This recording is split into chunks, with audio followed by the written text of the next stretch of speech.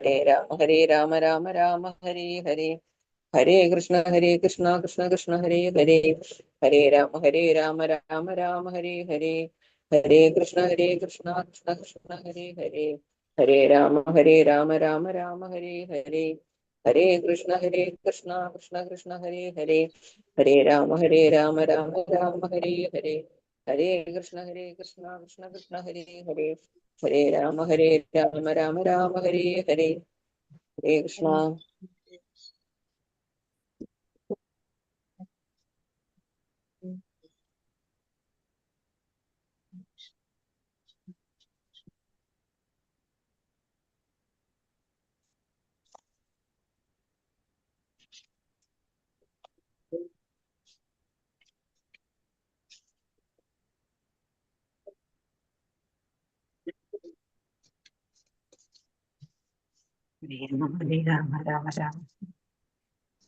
ഹരേ കൃഷ്ണ, എല്ലാവർക്കും പ്രണാമം. ഹരേ കൃഷ്ണ. ഹരേ കൃഷ്ണ പ്രഭുജി. ഹരേ കൃഷ്ണ, എല്ലാവർക്കും പ്രണാമം. പ്രാർത്ഥനയിൽ കിടക്കാം. ഓം നമോ ഭഗവതേ വാസുദേവായ, ഓം നമോ ഭഗവതേ വാസുദേവായ, ഓം നമോ ഭഗവതേ വാസുദേവായ, ഓം നമോ ഭഗവതേ വാസുദേവായ. നാരായണം നമസ്കൃത്യം നരം ചൈവ നരോത്തമം ദേവീം സരസ്വതീം വ്യാസം തതോ ജയമുദിരേത് നഷ്ടപ്രായേഷു ഭദ്രേഷു നിത്യം ഭാഗവത സേവയാ ഭാഗവതേ ഉത്തമ ശ്ലോകേ ഭക്തിർഭവതി നഷ്ടകി മുഖം കരോതി വാചാലം പങ്കും ലംഘയതേ ഗിരി യത്കൃപതമഹം വന്ദേ പരമാനന്ദമാധവം ശ്രീഗുരുദീനധാരി ശ്രീചൈതന്യമീശ്വരം ജ്ഞാനതിമിരാന്ധ്യസ്യ ജ്ഞാനാഞ്ജലശലാകയാ ചക്ഷുർമിലിതം യേന തസ്മൈ ശ്രീഗുരുവേ നമഃ. ശ്രീചൈതന്യം മനോഭീഷ്ടം സ്ഥാപിതം യേന ഭൂതലേ സ്വയം രൂപകഥാമഹ്യം തദാദിസഭാന്തികം വന്ദേഹം ശ്രീഗുരു ശ്രീയുതപദകമലം ശ്രീഗുരും വൈഷ്ണവാംശ ശ്രീരൂപം സാഗരജാതം സഹന രഘുനാഥാനിധം തം സജീവം സാദേവം സാവധൂതം പരിജന സഹിതം കൃഷ്ണ ചൈതന്യദേവം ശ്രീരാധാ കൃഷ്ണപാദാൻ സഹനലളിതാ വിശാഖാനിം താം സാഹേ കൃഷ്ണ കാന്ത രാധാകാന്ത നമസ്തുതേ. തപ്തകാഞ്ചന ഗൗരാംഗേ രാധേ വൃന്ദാവനേശ്വരേ വൃഷഭാനുസുതേ ദേവി പ്രണമാമി ഹരിപ്രിയേ. വാഞ്ചാകൽപതരൂപേച്ഛ കൃപാ സിന്ധിഭ്യേഭ്യഃ പതിനം പാവനേഭ്യോ വൈഷ്ണവേഭ്യോ നമോ നമഃ. നമോ വിഷ്ണുപാദായ കൃഷ്ണപ്രഷ്ഠായ ഭൂതലേ ശ്രീമതേ ഭക്തിവേദാന്ത സ്വാമിന്നിധി നാമിനേ. നമസ്തേ സാരസ്വതദേവേ ഗൗരവാണി പ്രചാരിണേ നിർവിശേഷ ശൂന്യവാദി പാശ്ചാത്യദേശധാരിണി. ജയ ശ്രീകൃഷ്ണ ചൈതന്യ പ്രഭു നിത്യാനന്ദ ശ്രീ അദ്വൈത ഗദാധര ശ്രീവാസാദി ഗൗര ഭക്തവൃന്ദ.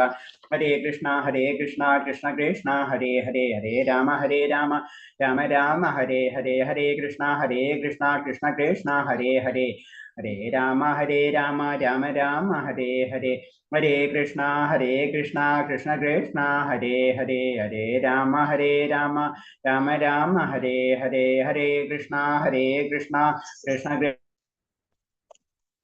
കൃഷ്ണ ഹരേ ഹരേ, ഹരേ രാമ രാമ രാമ ഹരേ ഹരേ. ഹരേ കൃഷ്ണ. പ്രഭാത് की गुरुदेव की जय, कोटि वैष्णव भक्तर की जय. ഹരേ കൃഷ്ണ. നമ്മളപ്പോ ഇന്നലെ കഴിഞ്ഞ ദിവസം ഹരേ കൃഷ്ണ പ്രണാമം. അപ്പൊ നമ്മള് ഇന്നലെ എത്ര വരെ എടുത്തത് ഓർമ്മയുണ്ടോ? 12ാമത്തെ അധ്യായം തുടങ്ങിയല്ലേ അല്ലെ? നമ്മള് 12ാമത്തെ അധ്യായം ഒന്ന് തുടങ്ങാം. നമുക്ക് ഒരു നിമിഷം പോലെ സ്റ്റാർട്ട് ചെയ്യാം. 12ാമത്തെ അധ്യായം 2-3 സ്ലൈഡ് കഴിഞ്ഞുണ്ട് അല്ലേ? 7, 8 വരെ എത്തിയാ? 7 അല്ലെങ്കിൽ 8. ഓക്കെ ശരിയാ, ഓർമ്മ. ജസ്റ്റ് ഒന്ന് നോക്കിയിട്ട് പോവാ എന്നാലും. അപ്പൊ എന്താണ്? ഹരേ കൃഷ്ണ. ഹരേ കൃഷ്ണ. 8ാമത്തെ സ്ലൈഡ് അല്ലേ? 7 കഴിഞ്ഞു അല്ലേ? ഹരേ കൃഷ്ണ. ഓക്കെ. അപ്പൊ നമ്മൾ അതീന്ദ്രിയ സേവനത്തിന്റെ മറ്റു വശങ്ങൾ, അപ്പൊ അതിൽ പറഞ്ഞ കാര്യങ്ങളാണ് ആത്മീയ ഗ്രന്ഥങ്ങള് വായിക്കണം എന്ന് പറയണാണ് നമ്മളെ. കാരണം തന്നെ അതെന്താണ്, അതിനെന്തിനാ വായിക്കുന്നത്? ആത്മീയ ഗ്രന്ഥങ്ങൾ വായിക്കുമ്പോൾ നമുക്ക് പുരോഗതി ഉണ്ടാവണം. അങ്ങനത്തെ ഗ്രന്ഥങ്ങളെ നമ്മൾ വായിക്കേണ്ട ആവശ്യമുള്ളൂ. അല്ലാതെ നമുക്ക് പുരോഗതി ഇല്ലാന്ന് ചോദിച്ചു കഴിഞ്ഞാൽ ആ ഗ്രന്ഥങ്ങളിലേക്ക് നമ്മൾ കടക്കരുത്. അതും കൂടെ ശ്രദ്ധിക്കണം. അപ്പൊ ആത്മീയ പുരോഗതിക്ക് സഹായിക്കുന്ന എല്ലാ ഗ്രന്ഥങ്ങളും ആത്മീയ ഗ്രന്ഥങ്ങൾ എന്ന് പറയുന്നത്. അപ്പൊ അതിന് ഉദാഹരണങ്ങളാണ് രാമായണം, മഹാഭാരതം, പുരാണങ്ങൾ, ഉപനിഷത്തുകൾ, വേദങ്ങൾ. ഇതൊക്കെ എന്താണ്? ആത്മീയമായിട്ടുള്ള ഗ്രന്ഥങ്ങളാണ്.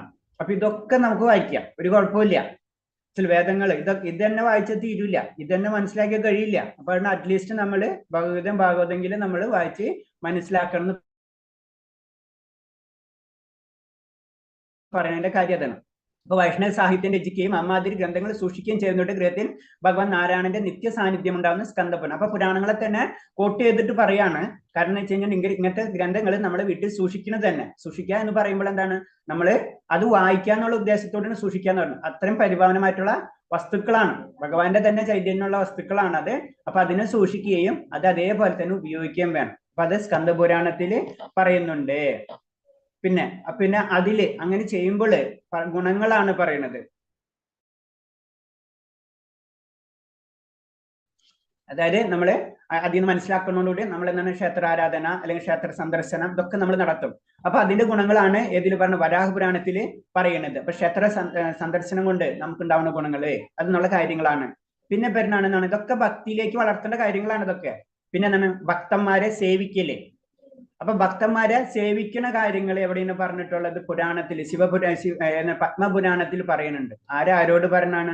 സാക്ഷാൽ പരമശിവൻ പാർവതിയോട് പറയുന്നുണ്ട്. കാരണം എന്താണ്, ഭഗവാനെ ആരാധിക്കുന്നത് ശ്രേഷ്ഠമാണ്, അതൊരു സംശയമില്ല. പക്ഷെ എന്താണ്, ഭഗവാന്റെ ഭക്തരെ ആരാധിക്കുന്ന അതിനെ ശ്രേഷ്ഠമാണ്. അപ്പൊ എന്താണ്, ഭക്തർക്ക് അത്രയും മുൻഗണന കൊടുത്തിരിക്കുകയാണ്. കാരണം ഭഗവാൻ തന്നെ ഭക്തർക്കാണ് മുൻഗണന കൊടുക്കുന്നത്, തന്റെ ശക്തിയല്ലേ. ഇപ്പൊ എക്സാമ്പിൾ ഹനുമാൻ സ്വാമിയുടെ കഥ അറിയാം അല്ലെ? നമ്മളെ ലങ്ക കടക്കാൻ വേണ്ടി ഹനുമാൻ സ്വാമിയാണ് ശരിക്കും എന്താണ് ലങ്ക ചാടിക്കടക്കുന്നത്, ഭഗവാനല്ല. അതാണ് ഭക്തന് എപ്പോഴും കൂടുതൽ കൊടുക്കുക. അർജുനനാണ് യുദ്ധം ചെയ്യുന്നത്, ഭഗവാനല്ല. അതേപോലെ തന്നെയാണ്. അപ്പാണ് ഭക്തർക്ക് ഭഗവാൻ കൂടുതൽ പ്രാതിനിധ്യം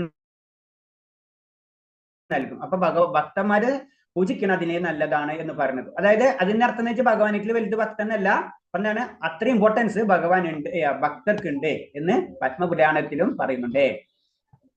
അതേപോലെ തന്നെ എന്താണ് പിന്നെ പറയുന്നത്, ദാസൻ, ഞാൻ ഭക്തന്മാരുടെ ദാസൻ, ഭക്തന്മാരുടെ ദാസൻ, ഞാൻ ഭക്തന്മാരുടെ ദാസനായി തീരട്ടെ. അപ്പൊ എപ്പോഴും നമ്മളെ പ്രാർത്ഥന എപ്പോഴും അങ്ങനെ ആയിരിക്കണം എന്നാ പറയുന്നത്. ഭഗവാന്റെ ദാസനല്ല, ഭക്തന്മാരുടെ ദാസനായി മാറണം എന്നാ പറയുന്നത്. കാരണം അത്രയും ഭാവത്തോടായിരിക്കണം നമ്മള്. പിന്നെ അങ്ങനത്തെ ഉള്ള പറയണ ഭക്തന്മാരുടെ പ്രത്യേകതകൾ പറയുന്നത്. അപ്പൊ ഭക്തന്മാരെന്ന് പറയുമ്പോൾ എന്താണ്, ഭക്തന്മാരെ കണ്ടു കഴിഞ്ഞാൽ തന്നെ നമുക്ക് എന്താണ് ഭഗവാന്റെ നാമം ഓർമ്മ വരും. പിന്നെ ഭഗവാന്റെ രൂപത്തെ കണ്ടു കഴിഞ്ഞാൽ അതും അതേപോലെ തന്നെയുള്ള കാര്യങ്ങള് നമുക്ക് കിട്ടും. പിന്നെന്താണ്, ഭക്തനെ ദർശിക്കണം. ഭക്തന്മാരെ പറ്റിയിട്ടുള്ള കാര്യങ്ങളാണ് ഇതിൽ പറഞ്ഞത്. ഭഗവാന്റെ ഭക്തനെ സന്ദർശിക്കുകയോ അദ്ദേഹത്തിന്റെ പാദം സ്പർശിക്കുകയോ അദ്ദേഹത്തിന് ഇരിപ്പിടം കൊടുക്കുകയോ ഇങ്ങനത്തെ കാര്യങ്ങൾ ചെയ്തു കഴിഞ്ഞാൽ തന്നെ അവനെന്താണ് വളരെ ഉന്നതമായിട്ടുള്ള പാപങ്ങളും അതൊക്കെ മുക്തി ലഭിക്കും. ഇതൊക്കെ എന്താണ് എല്ലാതും അവന്റെ എല്ലാ കാര്യങ്ങളും പൗത്രീകരിക്കപ്പെടും. ഇതൊക്കെ ഭാഗവതത്തിന് പറയുന്നുണ്ട്. അപ്പൊ എന്താണ് ഇതിൽ പറഞ്ഞു വരുന്നത്, ഭക്തന്മാർ അതീവ ശ്രേഷ്ഠതയുള്ളവരാണ്. അപ്പൊ അവരെയും ഭഗവാന് തുല്യമായിട്ട്, ഭഗവാനായിട്ടല്ല ആദരിക്കേണ്ടത്. കാരണം ഭഗവാന് തുല്യമായിട്ട് ഭഗവാന്റെ പ്രതിനിധികൾ എന്ന രീതിയിൽ നമ്മൾ അവരെ ആരാധിക്കണം. ആരാധിക്കുക എന്ന് പറഞ്ഞാൽ അവർക്ക് എല്ലാ കാര്യങ്ങളും ചെയ്തു കൊടുക്കണം. ആദ്യ പുരാണത്തിൽ ഭഗവാൻ ശ്രീകൃഷ്ണ അർജുനനോട് പറയുന്നു, പാർത്ഥ, എന്റെ ഭക്തനാണെന്ന് അവകാശപ്പെടുന്നവൻ എന്റെ ഭക്തനല്ല, എന്റെ ഭക്തന്റെ ഭക്തനാണെന്ന് അവകാശപ്പെടുന്നവനാണ് എന്റെ യഥാർത്ഥ ഭക്തൻ. അപ്പൊ എന്താണ്, അപ്പൊ ഇത് ഈ പോയിന്റിൽ പറയുന്നത് ഒരു ഭക്തന്റെ വിനയഭാവം, അതാണ് ഭഗവാന് ഏറ്റവും ഇഷ്ടമുള്ളതെന്നാ പറയുന്നത്. ഞാൻ എന്റെ ഭഗവാന്റെ ഭക്തൻ എന്നല്ല, ഭക്തന് ഭക്തൻ, ദാസാനു ദാസൻ. ആ ഒരു അവസ്ഥ ഒരു ഭക്തനുണ്ടായിരിക്കണം. ഞാൻ വലിയൊരു ഭക്തനാണെന്ന് ഒരിക്കലും ചിന്തിക്കാനേ പാടില്ല.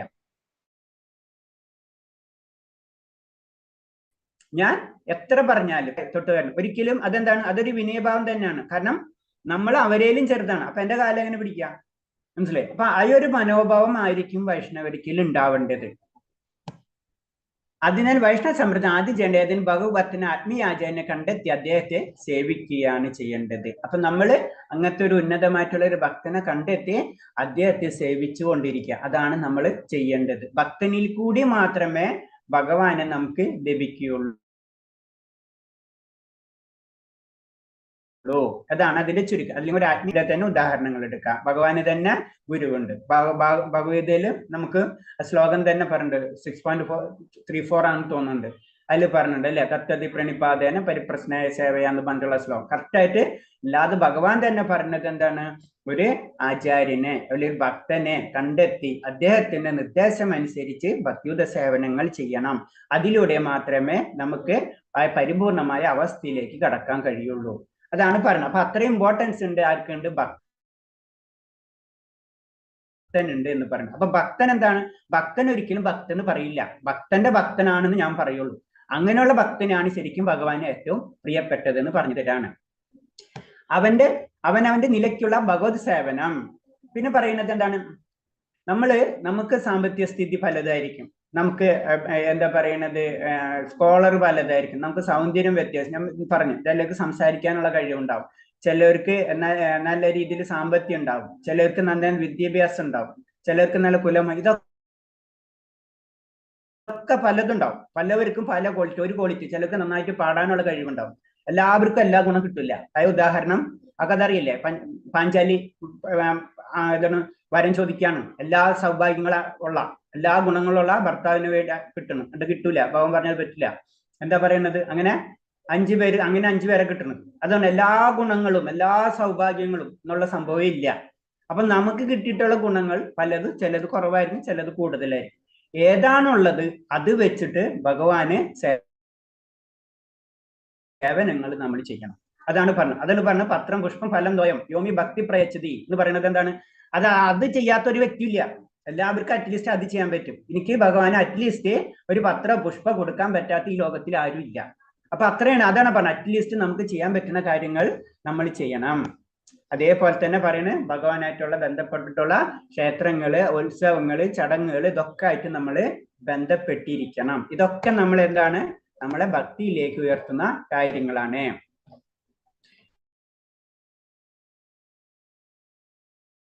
പിന്നെ നമുക്കറിയാം കാർത്തിക മാസം പലപ്പോഴും, കാരണം എന്ന് വെച്ച് കഴിഞ്ഞാൽ കാർത്തിക മാസം എന്ന് പറഞ്ഞു കഴിഞ്ഞാല് ഭഗവാന്റെ ചെറുപ്പ പ്രായത്തിലുള്ള നിഷ്കളങ്ക പ്രായത്തിൽ, ശിശു പ്രായത്തിലുള്ള ലീലകൾ നടന്നിട്ടുള്ള സമയമാണ്. അതുകൊണ്ട് ഒക്ടോബർ തൊട്ട് നവംബർ വരെയുള്ള സമയമാണ്. ആ സമയത്ത് ദാമോദര രൂപ, ഭഗവാന്റെ ദാമം പ്ലസ് ഉദരം, ആ ഒരു രൂപത്തെയാണ് ആരാധിക്കുന്നത്. അപ്പൊ അവിടെ എത്തുമ്പോൾ എന്താണ്, ഭഗവാന്റെ നിഷ്കളങ്ക രൂപത്തെ നമ്മൾ ആരാധിക്കുമ്പോൾ നമുക്ക് ഭക്തിയിലേക്ക് വരാനുള്ള സാധ്യത കൂടും. അതാണ് പ്രത്യേകത. അതാണ് ദാമോദര മാസത്തില് നമ്മൾ എന്താണ് ഭക്തി കാരണം. അതേപോലെ തന്നെ പത്മപുരാണത്തിൽ പറയുന്നത് ഭഗവാൻ ഭക്തന്മാർക്ക് മുക്തിയോ ഭൗതിക സുഖങ്ങളോ നൽകും. എന്നാൽ മധുര പോലെയുള്ള പുണ്യഭൂമിയിൽ വെച്ച് ഭക്തിയുത സേവനം നടത്തി കഴിഞ്ഞാൽ പിന്നീട് ഭക്തിയുത സേവനം മാത്രമേ ആഗ്രഹിക്കുള്ളൂ. അതാണ് നമ്മളെ ആത്മീയമായിട്ടുള്ള സ്ഥലങ്ങളെ പ്രത്യേകത. അവിടെ ചെല്ലുന്നതോടുകൂടി നമുക്ക് ഭൗതിക ആഗ്രഹങ്ങൾ കുറഞ്ഞു പോകും. ഭഗവാൻ എല്ലാതും കൊടുക്കും, പക്ഷെ എന്താണ്, നമ്മൾ ഇങ്ങനത്തെ ആത്മീയ സ്ഥലങ്ങളിൽ പോയി കഴിഞ്ഞാൽ നമുക്ക് എന്താണ് ഭക്തിപരമായിട്ടുള്ള ആഗ്രഹങ്ങൾ കൂടിക്കൊണ്ടിരിക്കും. അതാണ് നമ്മളെപ്പോഴും പദങ്ങളിലായിട്ട് നമ്മളെപ്പോഴും കണക്ട് ചെയ്യുമ്പോൾ നമുക്ക് എന്താണ്, ഭൗതികമായിട്ടുള്ള ആഗ്രഹങ്ങൾ കുറയുകയും ആത്മീയമായിട്ടുള്ള ആഗ്രഹങ്ങൾ കൂടുകയും ചെയ്യും. അതാണ് ലക്ഷ്യം. അതാണ് പറഞ്ഞത്, ഭഗവാൻ എല്ലാതും തരും, പക്ഷെ എന്താണ്, നമ്മൾ ചെയ്യേണ്ടത് എന്താണ്, ഭക്തിപരമായിട്ടുള്ള കാര്യങ്ങളിലേക്ക് കൂടുതൽ ശ്രദ്ധ കൊടുക്കണം. അപ്പൊ അതിന് പറയണാണ് എന്താണ്, ക്ഷേത്ര ദർശനം, ഇതൊക്കെ അതിലേക്ക് കൊണ്ടുപോകും നമ്മളെ. എന്ന് വെച്ചാൽ ഭക്തിയുത സേവനം ഗൗരവമായി കണക്കാത്തവർക്ക് ഭഗവാൻ അത് നൽകിയില്ലെന്ന് സാരം. മറ്റുള്ള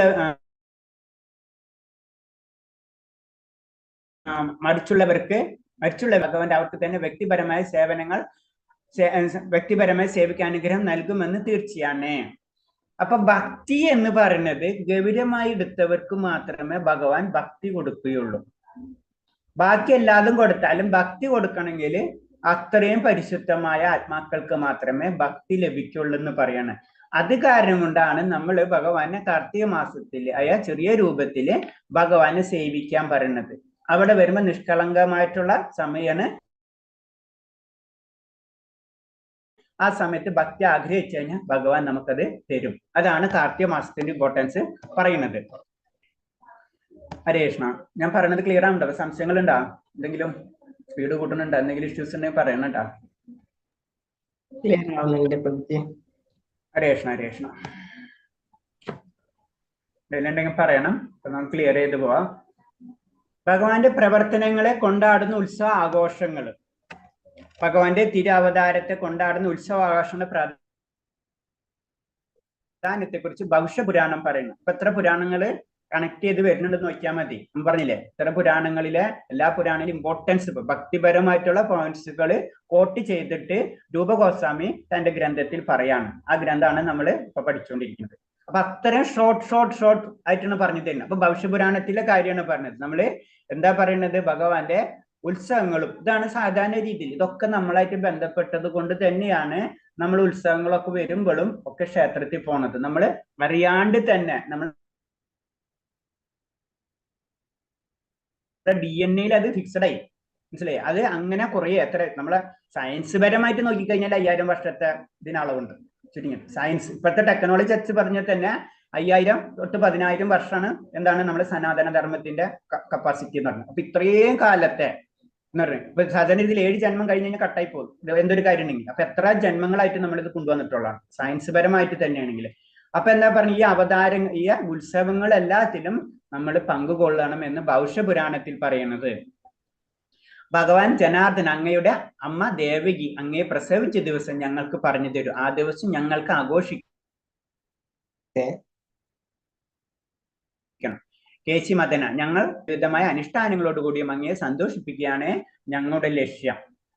അപ്പൊ എന്താണ്, ഒരു ഭക്തൻ പ്രാർത്ഥിക്കുകയാണ്. ഭക്തൻ എപ്പോഴും ഭഗവാനെ സന്തോഷിപ്പിക്കുക എന്നുള്ള ലക്ഷ്യം മാത്രമായിരിക്കും. അപ്പൊ ഭക്തന്റെ പ്രാർത്ഥനയും അങ്ങനെയായിരിക്കും. നമുക്കറിയാവുന്ന കാര്യമാണെങ്കിലും നമ്മൾ വീണ്ടും പറയാന്ന് പറയില്ല, അത് സ്നേഹം കൊണ്ടാണ് അതൊക്കെ പറയുന്നത്. ചടങ്ങുകളും അനുഷ്ഠാനങ്ങളും ഉത്സവാഘോഷങ്ങളും ഭഗവാന് പ്രിയങ്കരമാണെന്ന് ഇതിന് തെളിവാണ് ഭവിഷ്യപുരാണത്തിലെ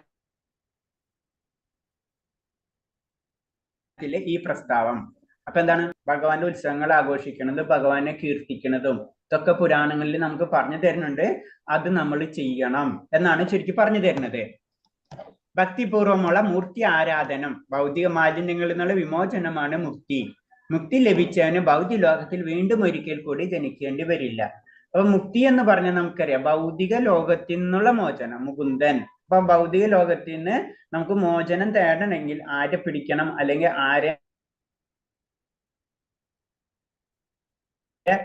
ആർക്ക് സേവനം ചെയ്യണം? ആഗ്രഹിക്കുന്ന ആത്മീയ അസ്തിത്വത്തിൽ വിലയം പ്രാപിക്കാനാണ്, അതായത് വ്യക്തിഗത അസ്തിത്വം അവസാനിപ്പിക്കാൻ. എന്നാൽ ഒരുവന്റെ സാധാരണ നില കൈവരിക്കുന്നതിന്റെ തുടക്കം മാത്രമാണ് മുക്തി എന്ന് ശ്രീമദ് ഭാഗവതം പറയുന്നു. അപ്പൊ മുക്തി എന്ന് പറയുന്നത് തന്നെ ഒരു ഫസ്റ്റ് സ്റ്റെപ്പ് ആയിട്ടുള്ളൂ. അവിടെ നിന്നാണ് ഭക്തി തുടങ്ങുന്ന പറയുന്നത്.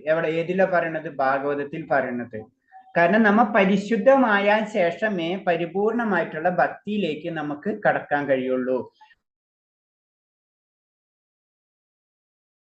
അല്ലാതെ നിർവിക്തവാദികൾ ചിന്തിക്കുന്ന അവിടെ നിന്ന് പിന്നെയും കുറെ ആക്ഷൻസ് ബാക്കിയുണ്ട്.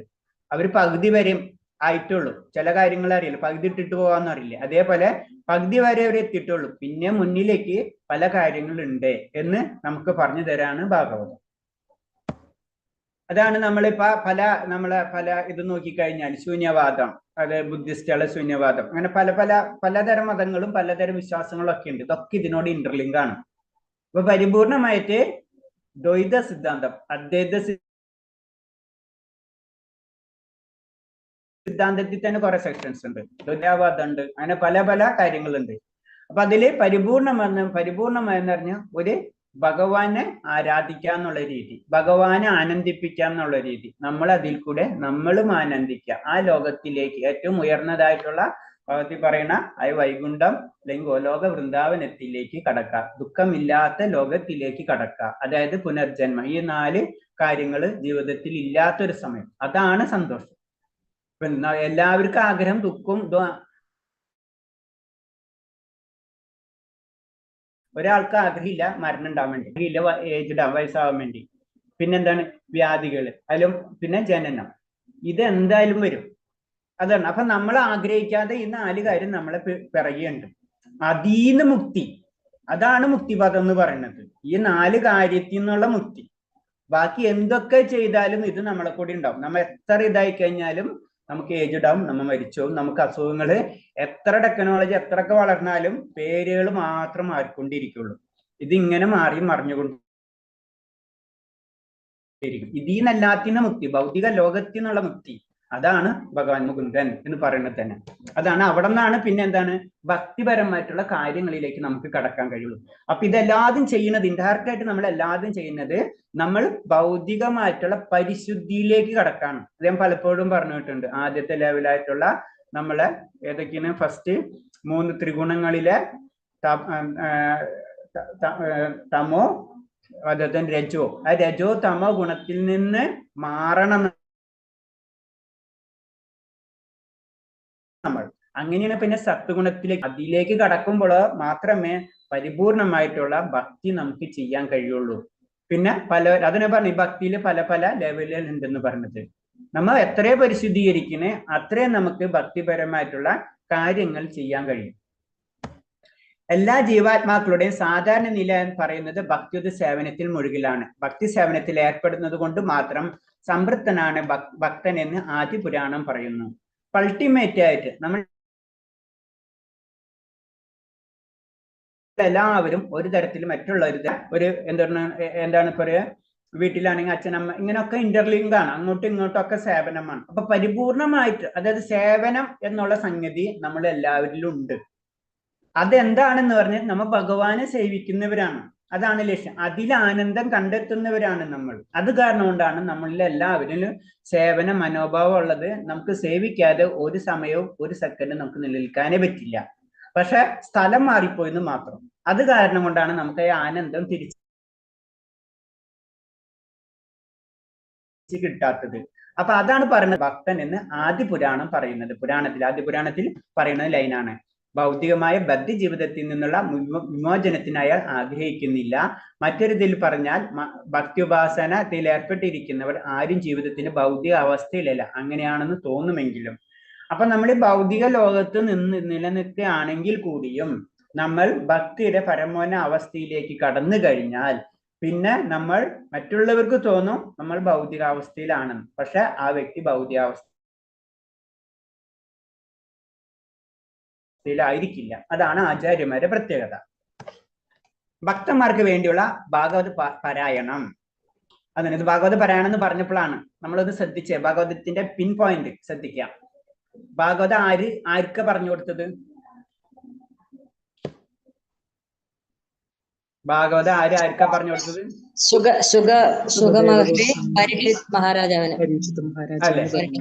പരീക്ഷിത് മഹാരാജാവിന് പറഞ്ഞു കൊടുത്താണ് അല്ലെ. സുഖദേവ മഹർഷി പരീക്ഷിത് മഹാരാജാവിന് പറഞ്ഞു കൊടുത്തു.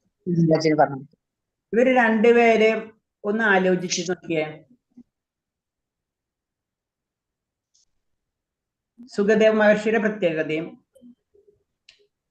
അവരെന്താണ്? സുഖദേവ മഹർഷി എന്താണ്? പരീക്ഷിത് മഹാരാജാവ് എന്താണ്? സുഖദേവ മഹർഷി ആരാണ്? എന്താണ്? വ്യാസദേവന്റെ മകനാണ് സുഖദേവ്. ജനിച്ചപ്പോൾ തന്നെ ദിവ്യനാണ് അല്ലെ, മുക്താത്മാവാണ് അല്ലെ. 16 വയസ്സ് ഉള്ളപ്പോൾ തന്നെ എല്ലാം 5 വയസ്സ്. അതായത് ആത്മീയതയിലെ ഏറ്റവും മുന്നിട്ട് നിൽക്കുന്ന ഒരു വ്യക്തി നമുക്ക് പറയാം അല്ലെ. ആത്മീയമായിട്ട് ഏറ്റവും ഉയർന്ന വ്യക്തി നമുക്ക് നമ്മളെ ഭാഷയിൽ പറയും അല്ലെ. പരിശുദ്ധ രാജാവ് എന്നുള്ള വീട് തന്നെ എന്താണ്? രാജ്യം ഭരിക്കുന്നവൻ. എന്താണ്? രാജർഷിയാണ്. രാജർഷി. ഓക്കെ, രാജ്യം ഭരിക്കുന്നവനാണ്. രാജ്യം ഭരിക്കുന്നവനുള്ള ഗുണം എന്താണ്? ധർമ്മിഷ്ഠനാണ്. അല്ല, നമ്മൾ സാധാരണ രാജാവ് എന്നുള്ള രീതിയിൽ നമ്മളെ സങ്കല്പം എന്താണ്? രാജാവ് എന്ന് പറയുമ്പോ എന്താണ്? എല്ലാതും ഉണ്ട് അല്ലെ. ആ വ്യക്തിക്ക് എല്ലാതും സമൃദ്ധി, ഇല്ലാത്തതൊന്നുമില്ല. ഭൗതികമായിട്ടുള്ള എല്ലാ കാര്യങ്ങളും ആർക്കുണ്ട്? രാജാവിനുണ്ട് അല്ലെ. അപ്പൊ ഭൗതികമായിട്ട് ഏറ്റവും ഉയർന്നത് ആരാണെന്ന് വെച്ച് കഴിഞ്ഞാൽ രാജാവ് അല്ലേ. അതേപോലെ തന്നെ ആത്മീയമായിട്ട് ഏറ്റവും ഉയർന്നെന്ന് പറഞ്ഞാൽ മുക്താത്മാവ് അല്ലെങ്കിൽ സുഖദേവ ഗോസ്വാമി അല്ലേ. ഇവര് തമ്മിലുള്ള സംഗമമാണ് എന്താ ശ്രീമദ് ഭാഗവതം. എന്താ ഭാഗവതം. ശ്രീമദ് ഭാഗവതം. മനസ്സിലായോ? പോയിന്റ് മനസ്സിലായില്ലേ? ഇത് മനസ്സിലായി. തമ്മിലുള്ള സംഗമമാണ്. അതാണ് ഞാൻ പറഞ്ഞു വന്നത്. പിന്നൊക്കെ നമുക്ക് പല രീതിയിൽ ചിന്തിക്കാം. അപ്പൊ ഭക്തിയുടെയും ഭൗതികതയുടെയും ആത്മീയതയുടെയും ഒരു സംഗമമാണ് ശരിക്കും എന്താണ് ഭാഗവതം. അപ്പൊ അതാണ് നമ്മൾ മനസ്സിലാക്കുന്നത്. അപ്പൊ എന്നിട്ടും ആരോടാ ഭൗതികത ആത്മീയതയോട്. ഭൗതികവാദി അല്ലെങ്കിൽ അതെ.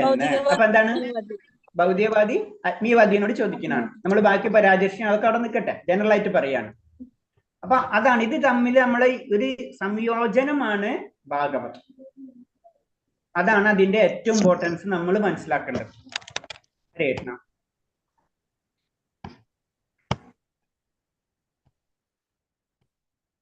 അപ്പൊ ഭക്തന്മാർക്ക് വേണ്ടിയുള്ള ഭാഗവത് പാരായണം. അപ്പൊ അത് കാരണം കൊണ്ടാണ്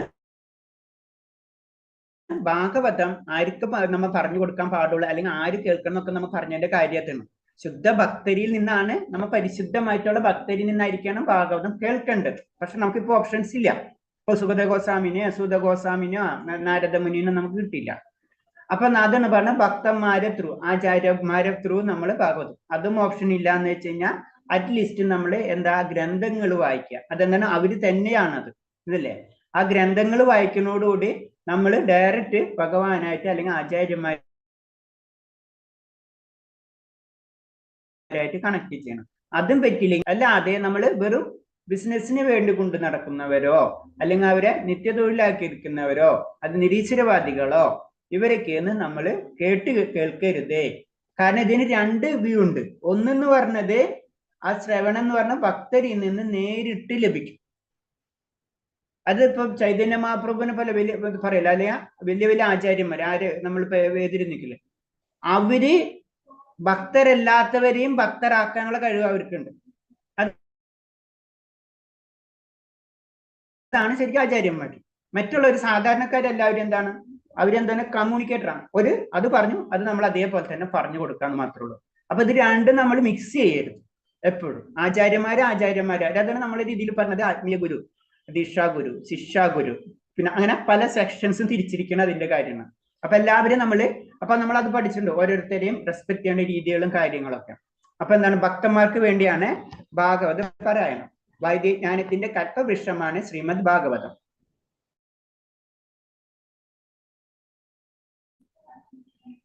വേദമുഖത്തിന്റെ ആവശ്യമായ വിജ്ഞാനം മുഴുവൻ ശ്രീമദ് ഭാഗവതത്തിലുണ്ട്. മാനവശാസ്ത്രം, രാഷ്ട്രതന്ത്രം, വൈദ്യം, യുദ്ധവിജ്ഞാനം തുടങ്ങി ജ്ഞാനത്തിന്റെ എല്ലാ ശാഖകളും വേദം കൈകാര്യം ചെയ്യുന്നുണ്ട്. ആത്മവിജ്ഞാനത്തിന്റെ കാര്യം സമ്പൂർണമായി വിശദീകരിക്കുന്നു. വേദമാവുന്ന കൽപ്പവൃക്ഷത്തിന്റെ പക്വഫലമാണ് ശ്രീമദ് ഭാഗവതം. അപ്പൊ അതില് വേദത്തില് പല കാര്യങ്ങളും വർണ്ണിക്കുന്നുണ്ട്. അത് രാഷ്ട്രതന്ത്രം, അതിപ്പോ ഞാൻ പറഞ്ഞില്ലേ, ഒരേ വേദത്തിനും അതിന്റെ ഉപവേദങ്ങളുണ്ട്. ഓരോ ഉപവേദം എന്ന് പറയുമ്പോ എക്സാമ്പിള് സാമവേദത്തിന്റെ ഉപവേദം, നാട്യശാസ്ത്രം, അങ്ങനെ ഒരു വേദത്തിനും ഓരോ ഉപവേദങ്ങളുണ്ട്. അതേപോലെ തന്നെ ആയുർവേദം അഥർവേദത്തിന്റെ ഉണ്ടെന്ന് തോന്നുന്നുണ്ട്. അപ്പൊ അതിന്റെ ഉപവേദം ഉണ്ട്. ആയുർവേദമാണെന്ന് തോന്നുന്നു എനിക്ക്. അതുപോലെ തന്നെ ആദ്യത്തെ വേദം എന്താണ്? ഋഗ്വേദം. ഋഗ്വേദത്തിന്റെ ഉപവേദമാണ് ധർമ്മശാസ്ത്രം അതിൽ വരുന്നതാണ്. അപ്പൊ എന്താണ്, ഇങ്ങനെ കുറെ വേദങ്ങളിൽ തന്നെ പല കാര്യങ്ങളും നമുക്ക് ഭൗതികമായിട്ടുള്ള കാര്യങ്ങൾക്ക് വേണ്ടി പറഞ്ഞു തരുന്നുണ്ട്. അതിന്റെ അർത്ഥം വേദം എന്ന് പറഞ്ഞത് അതല്ല, അതാണ് പറയുന്നത്. ഇതെല്ലാതും ഉണ്ടെങ്കിൽ ഭൗതിക ലോകവും നമുക്ക് സുഖമായിട്ട് കൊണ്ടു നടക്കാം. അതിലെ കൂടെ നമ്മൾ അർത്ഥധർമ്മ കാമ മോക്ഷ എന്ന അവസ്ഥയിലേക്ക് എത്താം. ആ അവസ്ഥയാണ് പറയുന്നത് കൽപ്പവൃക്ഷത്തിന്റെ പക്കമായ ശ്രീമദ് ഭാഗവതം. ആ ലാസ്റ്റ് പരിപൂർണമായിട്ട് എന്താ കൊണ്ടുവരും, അതാണ് പരിപക്വമായിട്ടുള്ളതെന്ന് പറഞ്ഞിട്ട്, അതാണ് ഭാഗവതം എന്ന് പറഞ്ഞത്. അപ്പൊ നമുക്ക് പല കാര്യങ്ങൾ പഠിക്കുന്നതിലും അതിന്റെ സമ്മറി പഠിക്കുന്ന പോലെ തന്നെയാണ് നമ്മൾ ഭാഗവതം പഠിക്കുന്നത്. വേദങ്ങൾ മുഴുവൻ അരിച്ചു പറക്കി അതിലെ കണ്ടന്റുകളൊക്കെ പഠിച്ച് ആഗ്രഹം ഉണ്ടെന്ന് വെച്ചാൽ ഭക്തിയാണ് ഇതിന്റെ എല്ലാ അൾട്ടിമേറ്റ് കൊണ്ടുവരുന്നത്. അതാണ് പക്വമായ ഫലമാണ് ഭാഗവതം എന്ന് പറയുന്നതിന്റെ കാരണം. ഫലദായിത്വമാണ് വൃക്ഷത്തിന്റെ ആദരവ് നേടിക്കൊടുക്കുന്നു. പഴങ്ങളുടെ രാജാവായ മാമ്പഴം ഉൽപ്പാദിക്കുന്നത് കൊണ്ട് മാവ് വിലപ്പെട്ട വൃക്ഷമായി കണക്കാക്കപ്പെടുന്നു. മാമ്പഴം ആ വൃക്ഷത്തെ മഹത്തായ സമ്മാനമാണ്. വേദവൃക്ഷത്തിന്റെ പക്കം ഫലമാണ് ശ്രീമദ് ഭാഗവതം. അപ്പൊ ഭാഗവതം കാരണം കൊണ്ടാണ് മറ്റെല്ലാത്തിനും വാല്യൂ ഉള്ളത്. അല്ലെങ്കിൽ ഭഗവാൻ ഉള്ളത് കാരണം കൊണ്ടാണ് മറ്റെല്ലാത്തിനും വാല്യൂ ഉള്ളത്. അല്ലെങ്കിൽ ആത്മീയതയാണ് എല്ലാത്തിന്റെയും അൾട്ടിമേറ്റ്. അതാണ് അപ്പൊ ഭഗവതത്തിൽ അതാണുള്ളത്. അപ്പൊ അതാണ് നമുക്ക് ലഭിക്കുന്നത്, പഴമാണ് നമുക്ക് ലഭിക്കുന്നത്. പഴുത്ത കായ്കൾ ആദ്യം തത്തയുടെ സുഖം ചുണ്ട് സ്പർശിച്ചാൽ അത് കൂടുതൽ സ്വാദിഷ്ടമാകും. അതേപോലെ തന്നെ സുഖദേവ ഗോസ്വാമിയുടെ സർവസിദ്ധമായ സർവാതിശായിയായ മുഖത്തിൽ നിന്ന് നിർഗമിച്ചതായ ഭാഗവതം കൂടുതൽ ആസ്വാദ്യമായി. അപ്പൊ അതാണ് പറഞ്ഞു, ഇപ്പൊ തന്നെ നമ്മൾ പറഞ്ഞ പോയിന്റാണ്. ഭാഗവതം നമ്മൾ ശ്രവിക്കേണ്ടത് ഭക്തന്മാരിൽ നിന്നാണ്. ഇപ്പൊ അവിടെ നമുക്കറിയാം കുറെ ആചാര്യന്മാരുണ്ടായിരുന്നു. സുഖദേവ ഗോസ്വാമിയിൽ തന്നെ നിന്നാണ് മാത്രം ആര് ശ്രവിച്ചത്?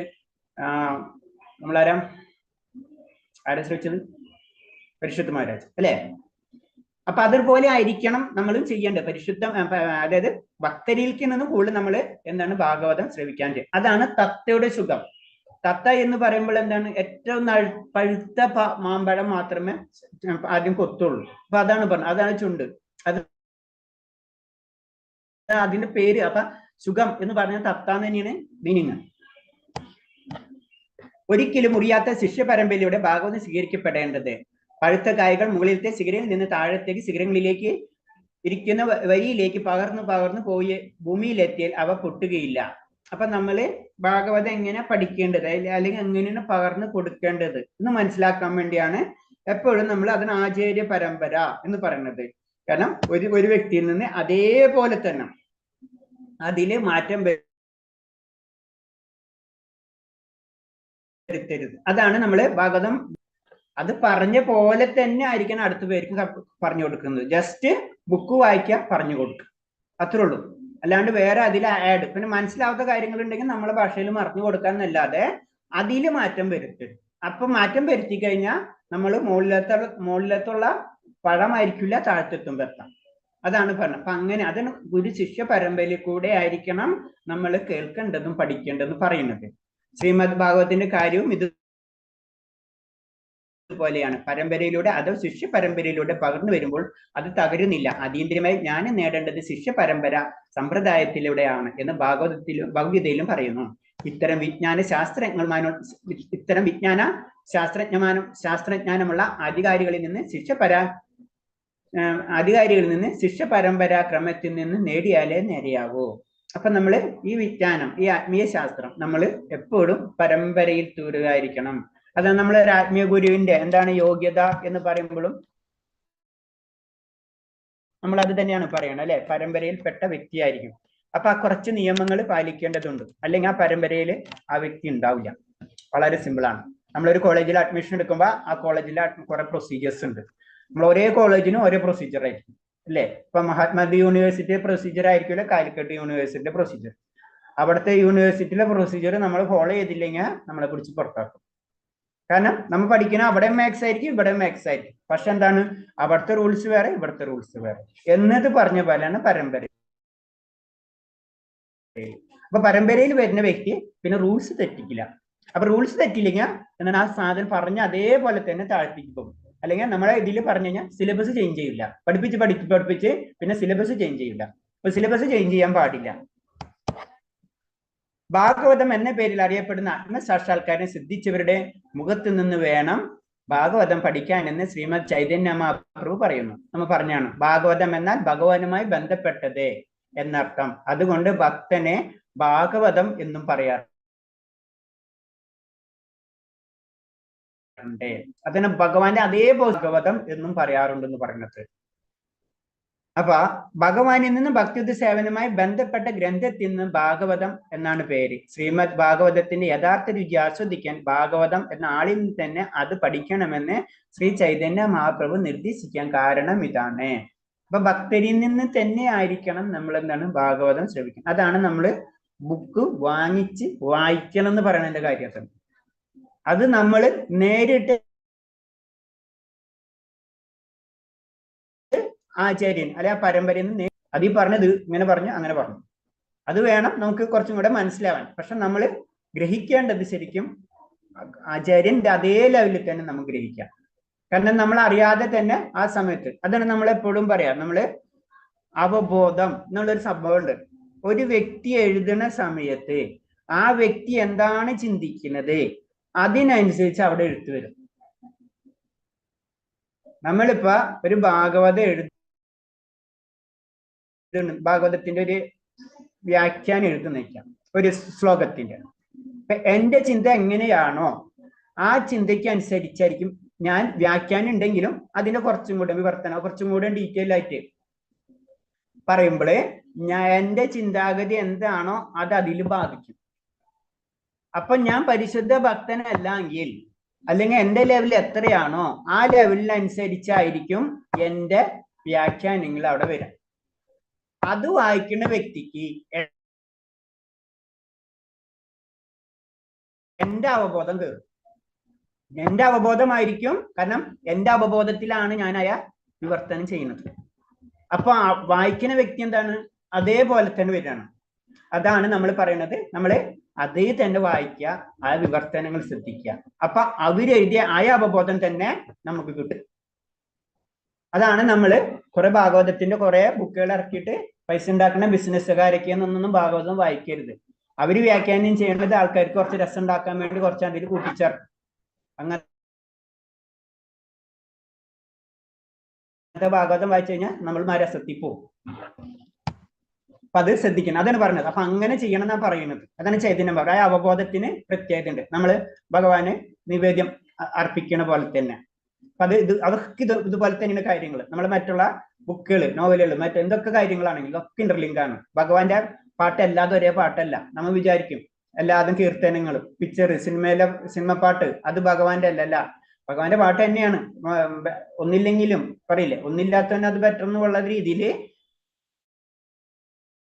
പക്ഷെ എന്താണ്, അത് എഴുതിയ വ്യക്തികള് അവരെ അവബോധം എന്താണ് അത് വളരെയധികം ശ്രദ്ധിക്കേണ്ടത്. അതിന് തെറ്റെന്നെല്ലാം പറഞ്ഞു വരുന്നത്. പക്ഷെ എന്താണ്, അതിനേലും നല്ല കീർത്തനങ്ങൾ ഭക്തന്മാർ ആലപിച്ചതും ഭക്തന്മാർ എഴുതിയതുണ്ട് നമുക്ക്. അതിൽ ആനന്ദം, അത് മനസ്സിലാക്കി കഴിഞ്ഞാൽ അത് വായിക്കുക, അത് കേൾക്കുക, അത് പഠിക്കുക. അത് കുറച്ചും കൂടെ നമ്മൾ ആത്മീയമായ പുരോഗതിക്ക് നമ്മൾ ഉയർത്തും. മറ്റേ കുറവെന്നല്ല, പക്ഷെ ഇത് കുറച്ചും കൂടെ ബെറ്റർ ആണ്. അപ്പൊ ഇതിലേക്ക് കൂടുതൽ കടക്കാം. അതാണ് ഇതിൽ പറയുന്നത്. എന്തൊരു കാര്യം ഇപ്പൊ നമ്മൾ സാധാരണ കീർത്തനം ചൊല്ലാൻ പറയുമ്പോഴും പലരും, ഇപ്പൊ ഞാൻ നോർമലായിട്ട് എല്ലാവരും അങ്ങനെ ചെയ്യാം, നമുക്കറിയാവുന്ന സിനിമ പാട്ടുകളോ. പക്ഷെ നമ്മൾ അത് തെറ്റല്ല. പക്ഷെ അതിനേലും ബെറ്റർ കീർത്തനങ്ങൾ ചൊല്ലുകയാണെങ്കിൽ ഏതെങ്കിലും ഒരു ഭക്തൻ എഴുതിയ കീർത്തനായിരിക്കും. ഇപ്പൊ പൂന്താൻ എഴുതിയതായിരിക്കും, ആരെങ്കിലും ആയിക്കോട്ടെ, ഏതെങ്കിലും വലിയ വലിയ മഹാഭക്തന്മാര് എഴുതിയ കീർത്തനങ്ങൾ പഠിക്കാൻ നമ്മൾ ശ്രമിക്കാം. അത് പഠിക്കാനും കേൾക്കാനും നമ്മൾ ശ്രമിക്കാം.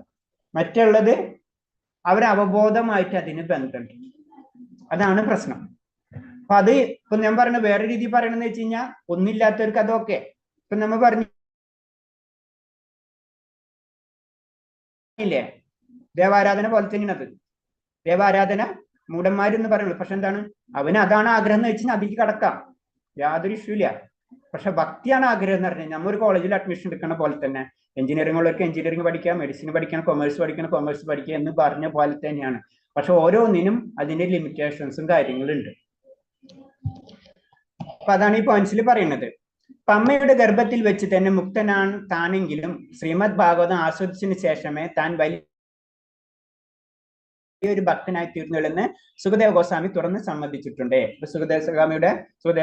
സുഖദേവ ഗോസ്വാമിയുടെ പറയണ കാര്യമാണ്. കാരണം ഭഗവാൻ ഭക്തനാവുമ്പോഴോ പരിപൂർണമായിട്ടുള്ള ആനന്ദം ലഭിക്കുള്ളൂ എന്ന് സുഖദേവ ഗോസ്വാമി തന്നെയാണ് പറയുന്നത്. അതിനാൽ കൃഷ്ണബോധത്തിൽ പുരോഗതി നേടാൻ ആഗ്രഹിക്കുന്ന ആൾ ശ്രീമദ് ഭാഗവതത്തിന്റെ സാരാംശത്തക്ക അധികാരികളായ ഭക്തന്മാരുടെ സംവാദനത്തിലൂടെ വേണം ഗ്രഹിക്കാൻ. സംവാദമാണ് പറയുന്നത്. അതാണ് നമ്മളിപ്പോ ഇന്ററാക്റ്റീവ് ക്ലാസ്സസ് ഒക്കെ വെക്കുന്നതിന്റെ മെയിൻ കാര്യം. സംവാദം. ഇവിടെ എന്താണ്, ആരോട് ചോദിക്കാണ്, നമുക്കറിയാം സുഖദേവ ഗോസ്വാമി. അപ്പൊ അവർ തമ്മിൽ സംവാദമാണ്, അല്ലാണ്ട് അതേപോലെ അങ്ങോട്ട് ഏറ്റെടുത്ത് കണ്ണടച്ച് ഫില്ല് ചെയ്യുകയല്ല ചെയ്യുന്നത്. ഇപ്പൊ എന്താണ്, അത് ചോദിച്ചു, സംസാരിച്ചു, ക്ലിയർ ചെയ്ത് കൊണ്ടുവരികയാണ്. അങ്ങനെ ആയിരിക്കണം നമ്മൾ എന്താണ് ആത്മീയ ഗ്രന്ഥങ്ങൾ പഠിക്കേണ്ടത് എന്നാ പറയുന്നത്. അത് ഭക്തിയുടെ ഉന്നത ശ്രേണിയിലുള്ള ഭക്തന്മാരായിട്ടുള്ള സമ്പർക്കം. അപ്പൊ അതിനു വേണ്ടിയാണ് നമ്മൾ ഉന്നത ശ്രേണിയിലുള്ള ഭക്തന്മാരായിട്ട് നമ്മൾ സമ്പർക്കം നിലനിർത്തണം. കാരണം എന്താണ്, അത് ഞാൻ അറിഞ്ഞത് ഫൈനൽ, ഞാൻ ഇനി ചേഞ്ച് ചെയ്യില്ല, ഞാനത് ഫിക്സ് ചെയ്തു, ഫെവിക്കോള് ചൊട്ടിച്ചു. അങ്ങനെ ചെയ്യാൻ പാടില്ല. നമ്മളിൽ അറിവുള്ളവരുണ്ട്, അവരോട് ചോദിക്കണം, ഭക്തിപരമായിട്ടുള്ള കാര്യങ്ങൾ ചോദിച്ച് മനസ്സിലാക്കണം. നമ്മൾ ഉയർന്നത് അതാണ് പറയുന്നത് വിനീതം. നമ്മൾ ഏറ്റവും കുറവ് അങ്ങനത്തെ ഉള്ള ചിന്താഗതി ആയിരിക്കണം. ഞാനാണ്, എനിക്ക് ഈ ലോകത്തിലെ എല്ലാ കാര്യങ്ങളും എനിക്കറിയാമെന്ന് ചിന്തിച്ചു കഴിഞ്ഞാൽ കഴിഞ്ഞു. എനിക്കൊന്നും അറിയില്ല എന്ന് ചിന്തിക്കുന്നവനാണ്. അത് ആരാണ്, ആരെപ്പറ്റിയാണ് അത്? ആ കഥ തന്നെ വരുന്നുണ്ട്. ശുക്രാചാര്യന്റെ കഥ തന്നെയാണ്. ശുക്രാചാര്യനും പറയുന്നുണ്ട്. അതായത് മൗനി, നമ്മൾ ഭഗവത്ഗീതയിലല്ലേ പഠിച്ചിട്ടുള്ളത്, കപിൽ മുനി എന്ന് പറഞ്ഞിട്ട് ഒരു ശ്ലോകം ഉണ്ട്. അപ്പൊ അതില് പറയണെന്ന് വെച്ച് കഴിഞ്ഞാൽ, എനിക്ക് ഒന്നും അറിയില്ല എന്ന് എനിക്കൊന്ന് മനസ്സിലായ ആ അവസ്ഥയാണ് ഏറ്റവും ഇമ്പോർട്ടന്റ്. അപ്പൊ അതാണ് ഒരു ഭക്തന്റെ നില എന്ന് പറയുമ്പോൾ, നമ്മളെ അറിവ് ഒന്നുമല്ല എന്ന് നമുക്ക് മനസ്സിലാവുന്ന ഒരു കാര്യം. അങ്ങനെ ഒരു വിനീത ലെവലിലേക്ക് വരുമ്പോഴാണ് നമ്മൾ ഏറ്റവും ഉയർന്ന ശ്രേണിയിലേക്ക് കടക്കുന്നത്. അതാണ്, അങ്ങനത്തെ ശ്രേണിയിലുള്ളവരാണ് നമ്മൾ കണക്ട് ചെയ്യാൻ ശ്രമിക്കേണ്ടത്. ഭക്തിയുടെ ഉന്നത ശ്രേണിയിലുള്ള ഭക്തന്മാരായിട്ടുള്ള സമ്പർക്കം.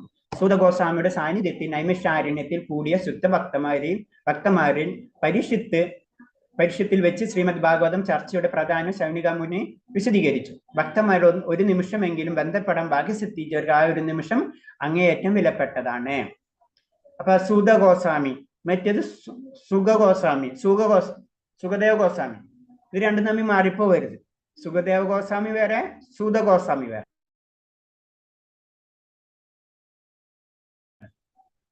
തമ്മിലുള്ള വ്യത്യാസം എന്താണ്? സൂതഗോസ്വാമിയും സുഖദേവ ഗോസ്വാമി.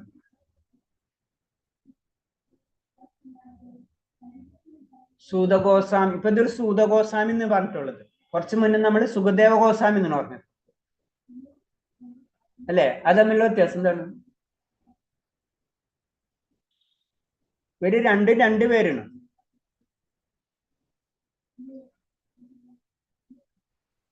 പൗരാണിക കഥകളൊക്കെ പറഞ്ഞു കൊടുക്കുന്ന ആളാണ് സൂതഗോസ്വാമി. അത് മറന്നു പോരുത്, അത് ശ്രദ്ധിക്കണം. അതായത് സൂതഗോസ്വാമി വേറെ, സുഖദേവ ഗോസ്വാമി വേറെ. ഇവർ രണ്ടുപേരും രണ്ടാണെന്ന് അതറിയില്ലേ? ഭാഗവതം തുടങ്ങുമ്പോൾ ആരായിട്ടാണ് സംസാരം തുടങ്ങുന്നത്? സൂതഗോസ്വാമി. അതായത് സൂതഗോസ്വാമി നൈമിഷാരണ്യത്തിൽ വെച്ച് ശൗനക മഹർഷിമാര് ചേർന്നിട്ടിരിക്കുന്ന ഒരു സംഘത്തിന് ഭാഗവതം പറഞ്ഞു സൂതഗോസ്വാമി പറയാണ്, കഥ തുടങ്ങി. ഉപദേശിച്ചു കൊടുത്തത് ആരായിരുന്നു? സുഖദേവ ഗോസ്വാമി പരീക്ഷിത്ത് മഹാരാജന്. സുഖദേവ ഗോസ്വാമി പരീക്ഷിത്ത് മഹാരാജാവിനാണ് ഭാഗവതം ഉപദേശിച്ചു കൊടുക്കുന്നത്. രണ്ടാമത് നൈമിഷാരണ്യത്തിൽ വെച്ച് വീണ്ടും അത് ചർച്ചയ്ക്ക് എടുക്കാണ്. ആ ചർച്ചയ്ക്ക് എടുക്കണ സമയത്ത് പറഞ്ഞു കൊടുക്കുന്നത് സൂതഗോസ്വാമിയാണ്. ആർക്ക്? ശൗനക മുനികൾക്കും ഋഷിമാർക്കും. ഇങ്ങനെയാണ് ആ സബ്ജക്റ്റ് വരുന്നത്. അത് മാറിപ്പോരുന്നത്. ഇത് ബേസ് ആയിട്ടുള്ള ഒരു കാര്യമാണ്. സൂതഗോസ്വാമി വേറെ, സുഖദേവ ഗോസ്വാമി വേറെ. സുഖദേവ ഗോസ്വാമി ശൗനക ഋഷികൾക്കും മുനിമാർക്കും പറഞ്ഞു കൊടുക്കുന്നത്. ഏത് ഭാഗവതം? രണ്ടാം സെക്ഷൻ. കുറെ കാലം കഴിഞ്ഞിട്ട് മറന്നുപോയിട്ട് രണ്ടാമത് പറയുന്ന പോലെ, കുറെ ജന്മങ്ങൾ കഴിഞ്ഞിട്ട് 1000 വർഷം നീണ്ടു നിൽക്കുന്ന എന്ന് പറഞ്ഞിട്ടല്ല അത് തുടങ്ങുന്നത് തന്നെ. അപ്പൊ പറഞ്ഞത് അതാണ്. പറഞ്ഞു വന്നെന്ന് വെച്ച് കഴിഞ്ഞാല്, ആ സമയം, അത്രയും കുറച്ച് സമയം മതി നമുക്ക് എന്ത് ഭഗവാനായിട്ട് ബന്ധപ്പെടാൻ. അത്ര ഒരു നിമിഷം കിട്ടി തന്നെ നമുക്ക് വലിയ ഭാഗ്യമാണ്. അതാണ് ഉന്നതം എന്ന് പറഞ്ഞത് ഭാഗവതത്തിൽ ഈ ലൈൻ ഉദ്ദേശിച്ചിട്ടുള്ളതാണ്. ഒരു നിമിഷമെങ്കിലും അങ്ങേയറ്റം വിലപ്പെട്ടു സ്വർഗലോകത്തിലേക്ക് ഉയർത്തപ്പെട്ടാൽ യോഗ്യമായ അഥവാ മുക്തി തന്നെ ലഭിക്കാൻ പര്യാപ്തമായ ധാർമ്മിക വൃത്തികൾ പോലും ആ നിമിഷത്തിന് സമാനമല്ല. അതായത് ഭക്തന്മാരുമായിട്ടുള്ള ബന്ധത്തെ കമ്പയർ ചെയ്യുമ്പോൾ മറ്റുള്ളത് ഒന്നും അല്ല എന്നാ പറയുന്നത്. എന്ന് വെച്ചാൽ ഭാഗവതവുമായി ബന്ധപ്പെടുന്നവർ പിന്നീട് സ്വർഗമോ നിർവിക്തവാദികളോ കാംക്ഷിക്കുന്ന മുക്തിയോ ആഗ്രഹിക്കുന്നില്ല. അപ്പോൾ ശുദ്ധ ഭക്തന്മാരായുള്ള സമ്പർക്കം സർവത്താണ്. ഭാഗത്തിലൊരു ശ്ലോകം തന്നെയുണ്ട്. അത് ശ്ലോകത്തിൽ പറയുന്നത്, അതായത് ഒരു ഭക്തൻ എന്ന് പറയുമ്പോൾ എന്താണ്, ഈ സ്വർഗലോകം തന്നെ വേണ്ട, സ്വർഗലോകം തന്നെ ഒന്നുമില്ല എന്ന് ചിന്തിക്കുന്ന വ്യക്തികളാണ് ആര്? ഈ ഭക്തര്. പിന്നെയാണോ ഈ ഭൗതിക ലോകത്തിലെ സുഖ സൗകര്യങ്ങൾ, അതാണ് ഉദ്ദേശിക്കുന്നത്. അത് അത്രയും താഴ്ന്നതാണ് ഭൗതിക ലോകത്തിലെ സുഖ സൗകര്യങ്ങൾ എന്ന് പറയുന്നത്. അപ്പൊ അത് കഴിഞ്ഞിട്ട് അതിനേലും ഉയർന്ന സുഖമുള്ള സ്ഥലങ്ങളാണ് സ്വർഗലോകം, ജനകലോകം, അങ്ങനെ പോണ ലോകങ്ങൾ. അതുപോലും വേണ്ടാന്ന് വെക്കുന്ന വ്യക്തികൾ പിന്നെ ഈ ഭൗതിക ലോകത്തിലെ സുഖ സൗകര്യങ്ങളെ പറ്റി ചിന്തിക്കുകയില്ല. അതാണ് പറഞ്ഞത്. അത്രയും ഇമ്പോർട്ടൻസ് ആണ് നമ്മൾ ഒരു ഭക്തനായിട്ട് നമുക്ക് ബന്ധപ്പെട്ട് കഴിഞ്ഞാൽ നമുക്ക് കിട്ടുന്ന ആനന്ദം എന്ന് പറഞ്ഞത്. ഇപ്പൊ ചൈതന്യ മഹാപ്രഭുവിന്റെ പല ലീലകളിൽ ഒരു ലീല, അത് ഇവിടെ പുരി മഹാരാജാവിനെ കാണാൻ ചൈതന്യ മഹാപ്രഭുവിനെ കാണാൻ ഇഷ്ടപ്പെടാണ്. പക്ഷെ ചൈതന്യ മഹാപ്രഭു സമ്മതിക്കണില്ല. ലാസ്റ്റ് മകൻ വന്ന് കണ്ടോട്ടെ എന്ന് പറയാം. അങ്ങനെ മകൻ വന്ന് കാണുന്ന സമയത്ത് മകനെ കെട്ടിപ്പിടിക്കുകയാണ് ചൈതന്യ മഹാപ്രഭു. അതോടുകൂടി ആ വ്യക്തി ഭക്തനായി മാറണം. അതാണ് ഒരു രംഗം. അതാണ് പറഞ്ഞത്. അങ്ങനെ കുറെ ലീലകളുണ്ട്. ഇപ്പൊ ചുരുക്കി പറഞ്ഞെന്ന് വെച്ച് കഴിഞ്ഞാൽ ഭക്തന്മാരേക്ക് കിട്ടണ ഒരു നിമിഷം എന്ന് പറഞ്ഞത് തന്നെ ആ നിമിഷം മതി നമ്മുടെ ജീവിതം മാറ്റിമറിക്കാൻ. അതാണ് പറഞ്ഞത്. അത്രയും ഇമ്പോർട്ടൻസ് ആണ് ഭക്തന്മാരുമായിട്ടുള്ള സംസർഗം എന്ന് പറയുന്നത്. പിന്നെ അടുത്തത് ഭഗവാന്റെ തിരുനാമം. ഹരേ കൃഷ്ണ മന്ത്രം ഉരുവിടുന്നതിന്റെ പ്രാധാന്യത്തെ പറ്റി ഭാഗവതത്തിൽ പറഞ്ഞു വരുമ്പോ സുഖദേവ ഗോസ്വാമി ഇങ്ങനെ പറഞ്ഞു. പറയുന്നതാരാണ്? സൂത ഗോസ്വാമി. പറഞ്ഞിരുന്നതാരാണ്? സുഖദേവ ഗോസ്വാമി. ഇത് മാറിയിരുന്ന പറഞ്ഞത്. പരിശുദ്ധമാനോട് ഇങ്ങനെ പറഞ്ഞു, രാജൻ പരോപേക്ഷ കൂടാതെ ഒരാൾ ഹരേ കൃഷ്ണ മന്ത്രം ജപിക്കുന്നതിന് തൽപരനാകുന്നെങ്കിൽ അതിന്റെ അർത്ഥം അയാൾ സമ്പൂർണ്ണ ഘട്ടത്തിൽ ഉന്നത ശ്രേണിയിൽ എത്തിയിരിക്കുന്നെന്ന് വേണം. അതായത് ഭക്തി നമ്മുടെ ഉള്ളിൽ നിന്ന് തന്നെ വന്നു തുടങ്ങിക്കഴിഞ്ഞാൽ ആ വ്യക്തി എന്താണ്? സമ്പൂർണ്ണ ഘട്ടത്തിൽ എത്തി എന്നാ പറയുന്നത്. ബലകാംക്ഷയോടെ പ്രവർത്തിക്കുന്ന കർമ്മികൾക്കും ഭഗവാനിൽ വിലയം പ്രാപിക്കുന്ന ആഗ്രഹിക്കുന്ന മുക്തിവാദികൾക്കും യോഗസിദ്ധിയുടെ പരിപൂർണതയ്ക്ക് വേണ്ടി പ്രവർത്തിക്കുന്ന യോഗികൾക്കുമെല്ലാം സമ്പൂർണ്ണ ഘട്ടത്തിന്റെ സത്ഫലങ്ങൾ ഹരേകൃഷ്ണ മഹാമന്ത്രം ജപം കൊണ്ട് നേടാവുന്നതാണ്. അപ്പൊ പരിപൂർണ അത് എന്താണ്? പലതരം സിദ്ധികളും ഇതൊക്കെ ഉണ്ടെങ്കിലും ഇത് ഉണ്ടായിക്കഴിഞ്ഞാൽ, ഭക്തി ഉണ്ടായിക്കഴിഞ്ഞാൽ നമുക്ക് എന്താണ്? എല്ലാ ഫലങ്ങളും നമുക്ക് ലഭിക്കും. അത് ഞാൻ പറഞ്ഞത്. പിന്നെ അവര് സ്വർഗോ യോഗസിദ്ധിയോ മുക്തിയോ അല്ലെങ്കിൽ സിദ്ധിയോ ഇതൊന്നും അവർ ചിന്തിക്കില്ല. അതിനേലും കൂടുതൽ അവർക്ക് ലഭിച്ചു കഴിഞ്ഞു. ധ്രുവ മഹാരാജാവിന്റെ കഥ.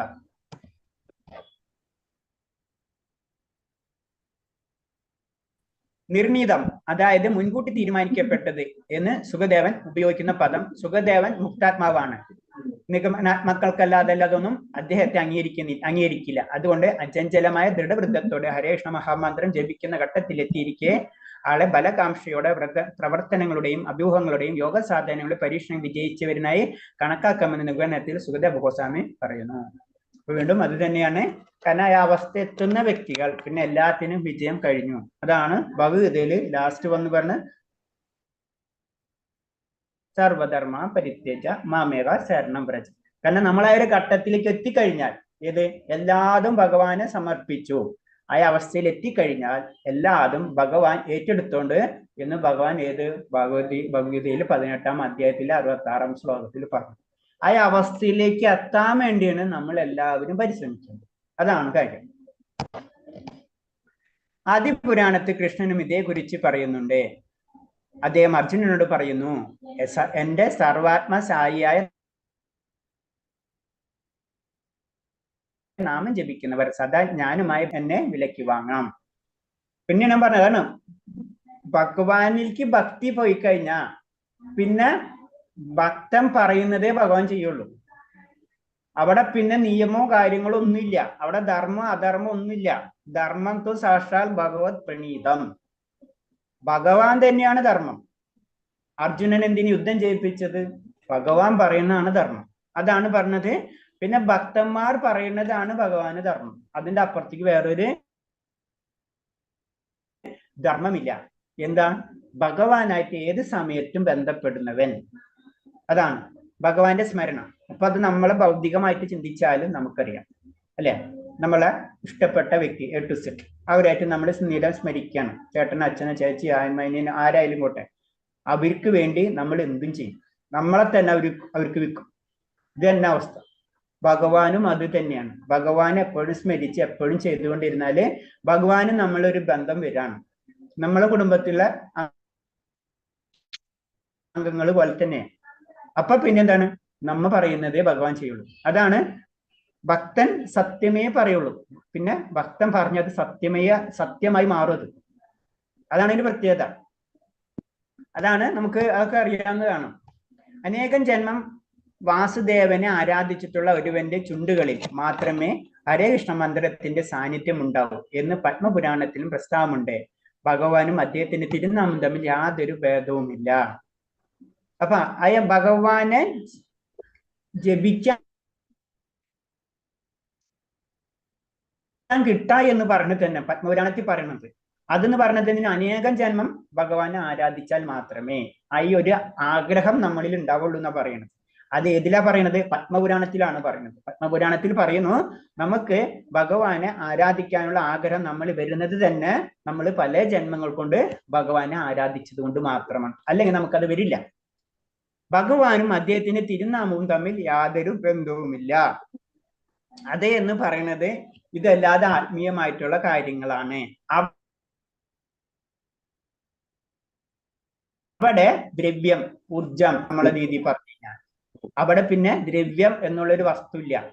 നമുക്കറിയാം പഞ്ചഭൂതം എന്ന് പറഞ്ഞാലും അത് ഭഗവാന്റെ മായാശക്തിയിലുള്ളതാണ്. അപ്പൊ ഒന്നിൽ നിന്നാണ് അത് വന്നിട്ടുള്ളത്. അപ്പൊ എല്ലാതും ഒന്നിലേക്കാണ് കടക്കുന്നത്.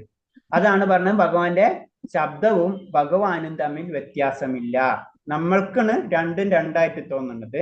പക്ഷെ ശരിക്കും ഇത് രണ്ടും ഒന്ന് തന്നെയാണ്. വേറെ രീതി പറഞ്ഞു കഴിഞ്ഞാൽ ഇലക്ട്രിക് എനർജിയും നമ്മൾ പറയാം ബൾബ് കത്തുന്നതും എന്താണ് പറഞ്ഞത്, ബൾബ് കത്തുന്നത് വെള്ളം ചൂടാവുന്നതൊക്കെ ഒരേ സംഗതി, എല്ലാം കറണ്ടിൽ നിന്നാണ് വരുന്നത് പോലെ തന്നെയാണ് ഈ കാര്യം. അതാണ് പറഞ്ഞത് ഭഗവാന്റെ നാമവും ഭഗവാന്റെ രൂപവും തമ്മിൽ ഭേദമില്ല, രണ്ടും ഒന്ന് തന്നെയാണ്. അങ്ങനെ ഇരിക്കെ പരിപൂർണതയിലും വിശുദ്ധിയിലും അനുസരതയിലും തിരുനാമത്തിലും ഭഗവാനെ പോലെ തന്നെ മികവുറ്റതാണ്. തിരുനാമം കേവലം ഒരു ഭൗതിക കമ്പനമല്ല, അത് ഒരു ഭൗതിക മാലിന്യവുമില്ല എന്ന് പത്മപുരാണം തുടരുന്നു. അപ്പൊ പത്മപുരാണത്തിൽ തന്നെ നാമത്തെ പറ്റി വിവരിക്കുകയാണ്. എന്താ പറയുന്നത്? അതിന് വിശുദ്ധി, അനുസരത, ഇത് മികവുറ്റതാണ്, അതൊരു ഭൗതിക കമ്പനമല്ല. നമ്മൾ സംസാരിക്കുമ്പോ ഇങ്ങനെ വെറുതെ ഇതൊന്നും ഒന്നല്ല, ഇത് രണ്ടും രണ്ട് തന്നെയാണ്. ഭഗവാന്റെ ശബ്ദം എന്ന് പറഞ്ഞത് അത് അതീന്ദ്രിയമായിട്ടുള്ള ശബ്ദമാണ്, അതും വെറുതെ കമ്പനമല്ല എന്നാ പറയുന്നത്. അതാണ് പ്രത്യേകത. അതാണ് ആ മന്ത്രത്തിന്റെ പ്രത്യേകത. മന്ത്രങ്ങൾ ശ്രദ്ധിച്ചാൽ അറിയാം. മന്ത്രങ്ങള് ആ ഒരേ മന്ത്രങ്ങള് ശ്രദ്ധിക്കുമ്പോൾ എന്താണ്, അത് കുറെ നമ്മളെ രീതിയിൽ അല്ലാതും നമ്മൾ പറയണ ഭാഷയായാലും മന്ത്രമാണെങ്കിലും എല്ലാതും പക്ഷെ എന്താണ്, അത് രണ്ടും രണ്ട് ആക്ഷനാണ് കിട്ടാം അല്ലെ? നമുക്കറിയാം ചില മന്ത്രങ്ങൾ ചൊല്ലുമ്പോ ഉള്ളതും ചില സാധാരണ സംസാരം തമ്മിലുള്ള വ്യത്യാസം. അപ്പൊ അത്രയും പവർഫുൾ ആണ് എന്താണ് ഈ ഭഗവാന്റെ നാമം എന്ന് പറഞ്ഞു തന്നെ. അത് നമ്മൾ ചിന്തിക്കുന്ന പോലെ വെറും ശബ്ദമല്ല, അതാണ് നമ്മൾ മനസ്സിലാക്കേണ്ടത്. അത് ഏത് പറഞ്ഞിട്ടുള്ളത്, അതും എന്താണ് അതിന് വിധേയമായ ഒരു ഭൗതികമല്ല എന്ന് പത്മപുരാണത്തിൽ പറയുന്നുണ്ട്. ഇന്ദ്രിയങ്ങളെ പവിത്രീകരിക്കാതെ ഒരാൾക്കും തെറ്റുകുറ്റങ്ങൾ കൂടാതെ തിരുനാമം ജപിക്കാനാവില്ല.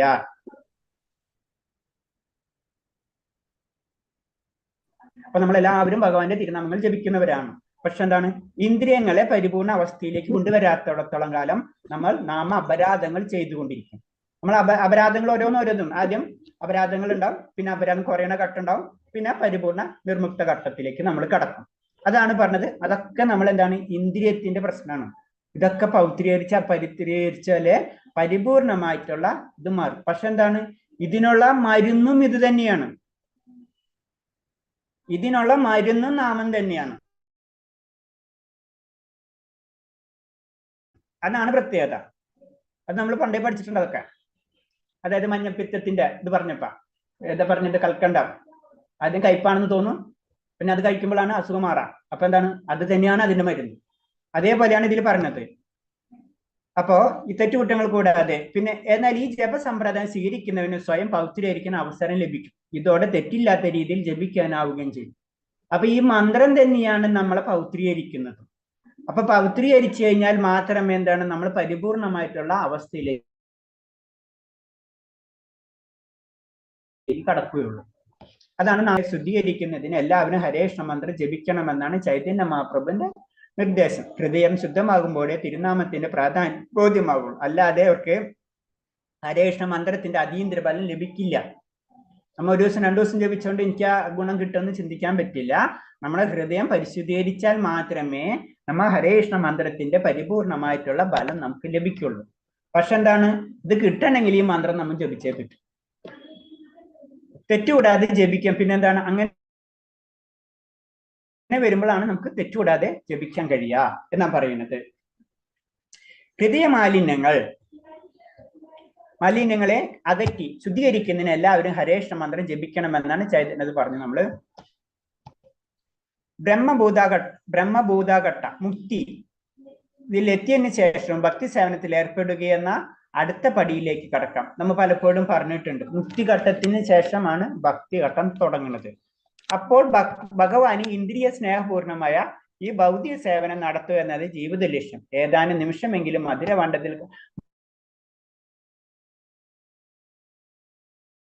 മണ്ഡലത്തിൽ കഴിയുന്നവർക്ക് അതിവേഗത്തിൽ ഈ ലക്ഷ്യം പ്രാപിക്കാൻ കഴിയും. അപ്പൊ ശരിക്കും പറഞ്ഞാൽ നമ്മൾ മധുര മണ്ഡലം എന്ന് പറയുമ്പോൾ നമ്മളെ ഭൗതിക ലോകത്തിലുള്ള മധുരനല്ല നമ്മൾ ജനറൽ ആയിട്ട് പറയുന്നത്. ഈ ആത്മീയ ലോകം തന്നെ, കൃഷ്ണലോകം തന്നെ ഡിവൈഡ് ചെയ്തിരിക്കുകയാണ്. അവിടെ മധുരയുണ്ട്, വൃന്ദാവനുണ്ട്. അങ്ങനെ വരുമ്പോൾ ആ വൃന്ദാവനം ഗോലോക വൃന്ദാവനം. അതാണ് അവിടെ ധാരികയുണ്ട്. അതിൽ വരുമ്പോഴാണ് അവിടുത്തെ കാര്യങ്ങളാണ് പല മധുരം പല ഇത് വരുമ്പോ അതിന്റെ ഒരു പകർപ്പാണ് എന്താണ് ഭൗതിക ലോകത്തിലെ മധുര. അവിടുത്തെ ആത്മീയ ലോകത്തിലെ പകർപ്പാണ് ഏത് ഭൗതിക ലോകത്തിലെ മധുര. അതേപോലെ തന്നെ ആത്മീയ ലോകത്തിലെ വൃന്ദാവനത്തിന് ഗോലോക വൃന്ദാവനത്തിന്റെ പകർപ്പാണ് ഇവിടുത്തെ വൃന്ദാവനം. അപ്പൊ അതാണ് പറഞ്ഞത് ഏതാനും നിമിഷം മധുര മണ്ഡലത്തിൽ കഴിയുന്നവർക്ക് അതിവേഗത്തിൽ ലക്ഷ്യം പ്രാപിക്കാൻ കഴിയും. അപ്പൊ ആ ലക്ഷ്യം എന്ന് പറഞ്ഞാൽ അപ്പോഴും ആ സ്മരണം, മധുരനെ പറ്റിയ സ്മരണം തന്നെ നമ്മളെ മുന്നിലേക്ക് കൊണ്ടുപോകും. പത്മപുരാണം തുറന്നു. മധുര എന്ന പുണ്യഭൂമിയെ ആരാധിക്കാൻ സമ്മതമില്ലാത്തവൻ ആരാണ്? ഫലകാംക്ഷയോടെ പ്രവർത്തിക്കുന്ന കർമ്മികൾക്ക് അവരുടെ സർവ്വ അഭിഷ്ടങ്ങളെയും അഭിലാഷങ്ങളെയും അതേപോലെ തന്നെ പരമ്പര മധുരയ്ക്ക് കഴിയും. അപ്പൊ നമ്മൾ പുണ്യക്ഷേത്ര ദർശനത്തെ പറ്റിയാണ് പറഞ്ഞത്. പുണ്യക്ഷേത്രങ്ങൾ ദർശനം ചെയ്യുന്നതോടുകൂടി നമുക്ക് ഭൗതികമായിട്ടുള്ള ആഗ്രഹങ്ങളും നമുക്ക് നടക്കും. അതാണ് സർവ്വ അഭിഷ്ടങ്ങളും. അതേപോലെ തന്നെ പരബ്രഹ്മത്തിൽ വിലയം പ്രാപിക്കും. അപ്പൊ ഒന്നെടുത്താൽ 3 ഫ്രീ എന്നുള്ള പറഞ്ഞ പോലെ ഇങ്ങനത്തെ ക്ഷേത്ര ദർശനങ്ങളിൽ ചെയ്യുന്നതോടുകൂടി നമുക്ക് ഭൗതികമായിട്ടുള്ള ആഗ്രഹങ്ങളും പ്ലസ് ആത്മീയമായിട്ടുള്ള ആഗ്രഹം കൂടിയും നമുക്ക് നടക്കും. അതാണ് ഇങ്ങനത്തുള്ള ക്ഷേത്ര ദർശനങ്ങളുടെ പ്രത്യേകത. മധുര സാധിച്ചു കൊടുക്കും. ഇപ്പൊ എന്താണ്, ഒരു ഭക്തനാവാനാണ് ആഗ്രഹം എന്ന് വെച്ച് കഴിഞ്ഞാൽ അതും സാധിച്ചു കൊടുക്കും. വേദഗ്രന്ഥങ്ങൾ ഇങ്ങനെ പറയുന്നു, മധുരയിൽ ഒറ്റ ദിവസവാസം ഭഗവാന്റെ നേരിയ അതീന്ദ്ര പ്രേമ മനോഭാവം ഉണ്ടാക്കാൻ സഹായിക്കും എന്നത് എത്ര അത്ഭുതകരമാണ്. മധുര എന്ന പുണ്യഭൂമി ഭഗവത് സങ്കേതമായ വൈകുണ്ഠനാമത്തെക്കാൾ മഹത്തരമാണ്. അപ്പൊ അതിന് വെറുതെ നമുക്ക് അയം മധുര അല്ലാണ്ട് വൈകുണ്ഠേക്കാൾ വലുതെന്നല്ല ഉദ്ദേശിക്കുന്നത്. പക്ഷെ എന്താണ്, നമുക്ക് അത്രയും ഇമ്പോർട്ടൻസ് മധുരയ്ക്കുണ്ട്. അതായത് അതൊക്കെ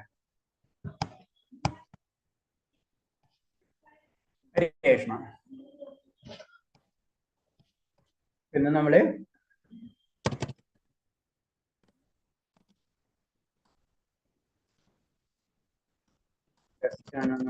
സ്പീഡിൽ പറഞ്ഞു പോവാം. നമ്മൾ ഗ്രന്ഥങ്ങൾ വായിക്കേണ്ട കാര്യങ്ങളാണ് ഫസ്റ്റ് പറയുന്നത്. ആത്മീയ ഗ്രന്ഥങ്ങൾ തീർച്ചയായിട്ടും നമ്മൾ വായിച്ചിരിക്കണം. ഭാഗവതം അല്ലെങ്കിൽ പുരാണങ്ങൾ ഇതൊക്കെ നമ്മൾ വായിക്കണം, മനസ്സിലാക്കണം, പഠിക്കണം. ഇതൊക്കെ നമ്മുടെ ആത്മെന്നാണ് നമ്മുടെ ഭക്തരിൽ നിന്ന് കൂടുതൽ നമ്മൾ കേൾക്കാൻ ശ്രമിക്കുക. ഏത് ഭാഗവതം അല്ലെങ്കിൽ പുരാണ ഗ്രന്ഥങ്ങൾ ഏതൊക്കെയാണെങ്കിലും. പിന്നെ മധുരവാസത്തിനെ പറ്റി പറയുന്നുണ്ട്. മധുരവാസം എന്ന് പറഞ്ഞാൽ നമ്മൾ ആത്മീയമായിട്ട് പുരോഗമിക്കും. മധുരവാസം എന്ന് പറഞ്ഞാൽ ആത്മീയ ക്ഷേത്രങ്ങളൊക്കെ നമ്മൾ സന്ദർശിക്കണം, ഭക്തരെ കാണണം, പിന്നെ ഭക്തരെ സേവിക്കണം. ഉയർന്ന തലത്തിലുള്ള ഭക്തന്മാരെ നമ്മൾ സേവിക്കണം എന്ന് പറഞ്ഞു തരാണ്. സേവിക്കണം. അതേപോലെ തന്നെ അത് ഭഗവാന്റെ നിലയ്ക്കൊത്ത ഭഗവത് സേവനം. അതായത് പിന്നെ പറയുന്നത് നമ്മൾ ഭക്തരെ അതായത് അത്ര ഇമ്പോർട്ടൻസ് അതിന് ഭക്തർക്കും കൊടുക്കണം. പിന്നെ എന്താണ് ക്ഷേത്രങ്ങളിലെ ചടങ്ങുകൾ ഉത്സവങ്ങളാവും അങ്ങനെ എന്താണെങ്കിലും അതിലൊക്കെ നമ്മൾ പങ്കെടുക്കണം. പിന്നെ കാർത്തിക മാസം ഏകദേശം ഒക്ടോബർ എന്നുള്ള നവംബർ അത് ഭഗവാന്റെ ചെറുപ്രായം അല്ലെ ശിശുരൂപയിലുള്ള ആ പ്രായത്തിലാണ്. ആ സമയത്ത് ആത്മീയമായിട്ടുള്ള കാര്യങ്ങൾ നമ്മൾ കൂടുതൽ ചെയ്യണം എന്ന് പറയാണ്. പിന്നെ അതിനൊക്കെ പത്മപുരാണം ഭവിഷ്യപുരാണത്തിനൊക്കെ കോട്ടിങ് എന്ന് പറഞ്ഞു തരുന്നത് നമുക്ക്. പിന്നെ ഭഗവാനെ ആരാധിക്കണം, മൂർത്തി രൂപത്തിൽ തന്നെ ഭഗവാനെ ആരാധിക്കണമെന്ന് നമ്മളോട് പറഞ്ഞു തരുന്നേ.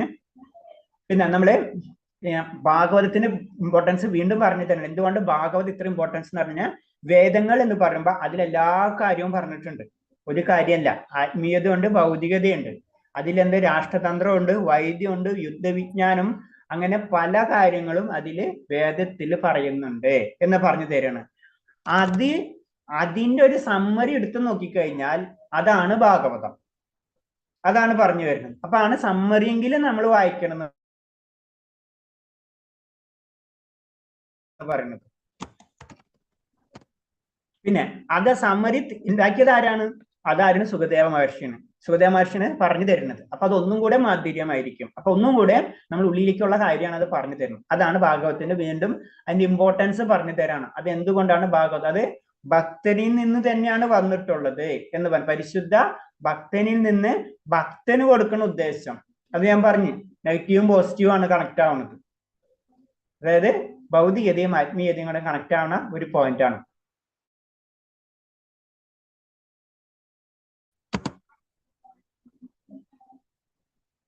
അതിന് കുറെ മാത്സ് പരമായിട്ട് പല കാര്യങ്ങൾ പറയാം. നമുക്കറിയാം -5 + 5 = 0. അങ്ങനെയൊക്കെ അതിനെ കുറെ പേര് ഇതിൽ സയൻസ് പരമായിട്ടൊക്കെ അതിനെ കണക്ട് ചെയ്യാം. നമ്മൾ അതിലേക്കൊന്നും വേണ്ട, നമ്മൾ ഭക്തിപരമായിട്ട് ചിന്തിക്കുമ്പോൾ. കാരണം എന്താണ്, ഇതെല്ലാതും ഏറ്റവും പരിശുദ്ധമായിട്ടുള്ള കാര്യമാണ് ഭാഗവത ശ്രവണം എന്ന് പറയാണ്. പിന്നെന്താ പറയുന്നത്, നമ്മൾ കേൾക്കേണ്ടത് എപ്പോഴും ശിഷ്യ പരമ്പരയിൽ നിന്നായിരിക്കണം പറയുന്ന വ്യക്തി. അതാണ് ശിഷ്യ പരമ്പര എന്ന് പറയുന്നത്. അതിൽ കൂട്ടലും കുറയ്ക്കലും പാടില്ല, അല്ലെങ്കിൽ അവന്റെ അവബോധം ആയ വ്യാഖ്യാനങ്ങളിൽ വരും. പിന്നെ അവന്റെ ചിന്തകളും അതിൽ ആഡ് ചെയ്യാനുള്ള കാര്യമല്ല. ഇത് അത്രയും ക്ലിയർ ആണ്. പിന്നെ ഉന്നത തലത്തിലുള്ള ഭക്തന്മാരായിട്ട് നമ്മൾ സംസർഗം പുലർത്തണം. അതിന്റെ ഗുണങ്ങൾ പറഞ്ഞു. അതും പിന്നെ പുരാണങ്ങളൊക്കെ കോട്ട് ചെയ്ത് പറയുന്നുണ്ട്. അതിൽ പറഞ്ഞ സൂതഗോസം ഭാഗവതത്തിൽ തന്നെ കാര്യമാണ്. സൂതഗോസ്വാമി നൈമിഷാരണ്യത്തിൽ വെച്ച് ആർക്ക് പറയുന്നത്, ശൗനക മഹർഷിക്കാണ് ഏത് ഭാഗവതം വിശദീകരിക്കുന്നത്. അപ്പൊ അയാൾ കേട്ട നിമിഷം തന്നെ നിമിഷം വെച്ച് നോക്കിക്കഴിഞ്ഞാൽ ശരി മാതാജി, ഹരേഷ്ണ പ്രണാം കഴിഞ്ഞു. അപ്പൊ അത് തന്നെ വളരെയധികം എന്താണ്, ഒരു ഭക്തന് അത് തന്നെ കിട്ടിക്കഴിഞ്ഞാൽ അത് പിന്നെ സ്വർഗലോകങ്ങളോ ഭൗതിക ലോകങ്ങളോ ആ വ്യക്തിക്ക് ഒന്നുമല്ല. അത്ര ഇമ്പോർട്ടൻസ് ആണ് എന്താണ് ഒരു ഭക്തരുമായിട്ട് നമുക്ക് ബന്ധപ്പെടുമ്പോൾ കിട്ടുന്ന ഗുണം. പിന്നെ ഭഗവാന്റെ നാമം അത് എന്ന് പറയുന്നത് സാധാരണ ശബ്ദമല്ല. അതാണ് നമ്മൾ ചിന്തിക്കേണ്ടത്. അത് രവിന്നോ അങ്ങനത്തെ ജനറൽ ആയിട്ട് നമ്മൾ പറയുന്ന ശബ്ദമല്ല. അത് ഭഗവാന്റെ നാമം എന്ന് പറഞ്ഞാൽ അതീന്ദ്രിയമായിട്ടുള്ള ശബ്ദമാണ്. അതാണ് അത്ര ഇമ്പോർട്ടൻസ് ആ നാമത്തിനുണ്ട്. അപ്പൊ നമ്മൾ ചിന്തിക്കുന്ന പോലെയല്ല ആ മന്ത്രം. അത് മഹാമന്ത്രമാണ്. പല മന്ത്രങ്ങളുണ്ട്, പലതരം ശക്തികളുണ്ട്. ഞാൻ പറഞ്ഞു പല സമയത്ത് ഉപയോഗിക്കേണ്ടതുണ്ട്, പല രീതിയിൽ ചെയ്യേണ്ടതുണ്ട്, മനസ്സിൽ ചൊല്ലതുണ്ട്, ഉറക്കണ ചൊല്ലതുണ്ട്, അങ്ങനെ പലതരം മന്ത്രങ്ങളുണ്ട്. അപ്പൊ ആ മന്ത്രത്തിന് അതിന്റെ അതീന്ദ്രിയമായിട്ടുള്ള നാമം തന്നെ അതാണ് പറയുന്നത്.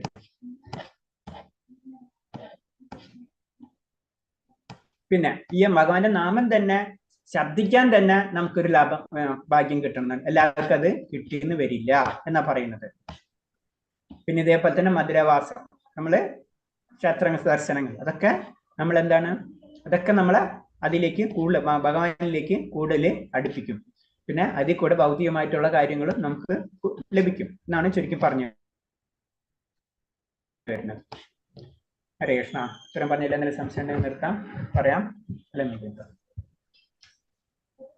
ഹരേ കൃഷ്ണ. മനസ്സിലാവുന്നുണ്ടോ ഹരേ കൃഷ്ണ?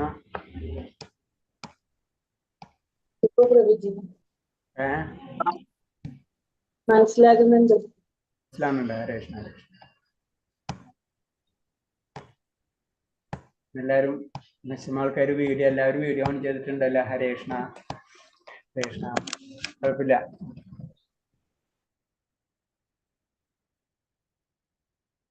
ഇപ്പൊ നമുക്ക് ക്ലാസ് എടുക്കുമ്പോഴേ കുറച്ചും കൂടെ ഒരു ഇത് വരുള്ളൂ. അതായത് കൂടുതൽ പറയുന്നത് അല്ലെങ്കിൽ ഇൻട്രാക്ഷൻ ഇപ്പൊ തന്നെ പഠിച്ചല്ലേ. ഇപ്പൊ തന്നെ പോയിന്റ് എന്താണ് സംവാദം എന്നാണ് പറയുന്നത്. നമ്മളെ ഉപനിഷത്തുകളൊക്കെ ശ്രദ്ധിച്ചാൽ അറിയാലോ, ഗുരു ശിഷ്യൻ അവർ സംസാരിക്കണം, അല്ലാണ്ട് അത് ആസിറ്റിസ് എടുക്കണില്ല. അതാണ് നമ്മളെ വിശ്വാസത്തിന്റെ എന്താ പറയാ സ്ട്രെങ്ത്. അതാണ് ബ്ലൈൻഡ് ആയിട്ട് ഒരു കാര്യം ചെയ്യില്ല. 100% ചോദിച്ച് ഡൗട്ട് ഓരോന്ന് ക്ലിയർ ചെയ്തിട്ട് പോകും.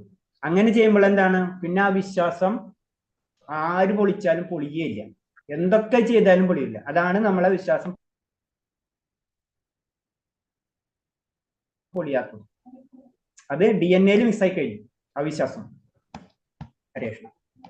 കാരണം ഇത് ഭഗവാൻ തന്നിട്ടുള്ള കാര്യമാണ്, അതൊരിക്കലും പോവില്ല. അപ്പൊ നമുക്ക് നിർത്താം. വേറെ എന്തെങ്കിലും സംശയം ഉണ്ടാ?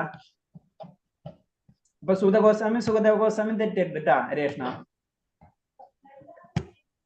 ആരാ സുഖഗോസ്വാമി, ആരാണ് സുഖദേവ ഗോസ്വാമി? ഞാൻ പഠിക്കുന്ന സമയത്ത് എനിക്ക് ചില സംശയങ്ങൾ വന്നിരുന്നു. ചില സമയത്ത് സുഖഗോസ്വാമി പിന്നെ സുഖദേവ ഗോസ്വാമി എന്താണെന്നുള്ള രീതിയിൽ അപ്പൊ അതിനെ ഞാൻ ചോദിച്ചത്. എന്താ ആരാ സുഖ ഗോസ്വാമി, ആരാണ് സുഖദേവ ഗോസ്വാമി? ഗോസ്വാമി പരീക്ഷിത് മഹാരാജാവിന് ഭാഗവതം ചൊല്ലിക്കൊടുത്തു. ഗോസ്വാമി നൈമിഷാരണ്യത്തില് സൗനകാദികൾക്ക് ഭാഗവതം പറഞ്ഞു അല്ലേ? ഓക്കെ ഹരേഷ്. അങ്ങനെ അതാണ് പോയിന്റ്. അപ്പൊ പിന്നീടുള്ള കാര്യം സൗനകാദി മഹർഷികൾ പറയുന്ന കാര്യമാണ് പിന്നെ ഭാഗവതമായിട്ട് നമ്മൾ പഠിക്കുന്നത് തന്നെ. അപ്പൊ അതിൽ സൗനകാദി മീൻസ് സുഗതഗോസ്വാമി പറഞ്ഞു വരുമ്പോ സുഗതദേവ ഗോസ്വാമി വരും. പിന്നെ അങ്ങനെ പല പേരും പിന്നെ പല വ്യക്തികളും മൈത്രേയനായാലും ഇങ്ങനെ കർദമുനി ഇങ്ങനെയൊക്കെ പിന്നെ വരികയാണ്. ഒരേ കാര്യങ്ങൾ ഇങ്ങനെ വരികയാണ്. അപ്പൊ ഒന്നീന്ന് തുടങ്ങി പിന്നെ അങ്ങനെ സ്പ്രെഡ് ചെയ്ത് പോവാം. ഈ മധുരാവാസം എന്താണ് പ്രഭുജി രണ്ടായിട്ട് കാണിച്ചിരിക്കണേ? രണ്ടായിട്ട് എനിക്ക് മനസ്സിലായില്ല മാതാജി പറഞ്ഞത്. അല്ല, ആദ്യം മധുരാവാസം പറഞ്ഞിട്ടുണ്ട് ഒരു ചെറിയ പാരയില്, അത് കഴിഞ്ഞിട്ട് പിന്നെ ലാസ്റ്റില് പറഞ്ഞിട്ടുണ്ട് പിന്നെയും മധുരാവാസം. ബുക്കിൽ അങ്ങനെ തന്നെ ആയിരിക്കും. അത് ആ ഇമ്പോർട്ടൻസ് കൂടുതലുണ്ടാവും മധുരവാസത്തിന്. അത് പറഞ്ഞിട്ടുള്ളത് ബുക്കിന്റെ ഓർഡറിൽ സ്ലൈഡ് ഉണ്ടാക്കിയിട്ടുള്ളത്. അത്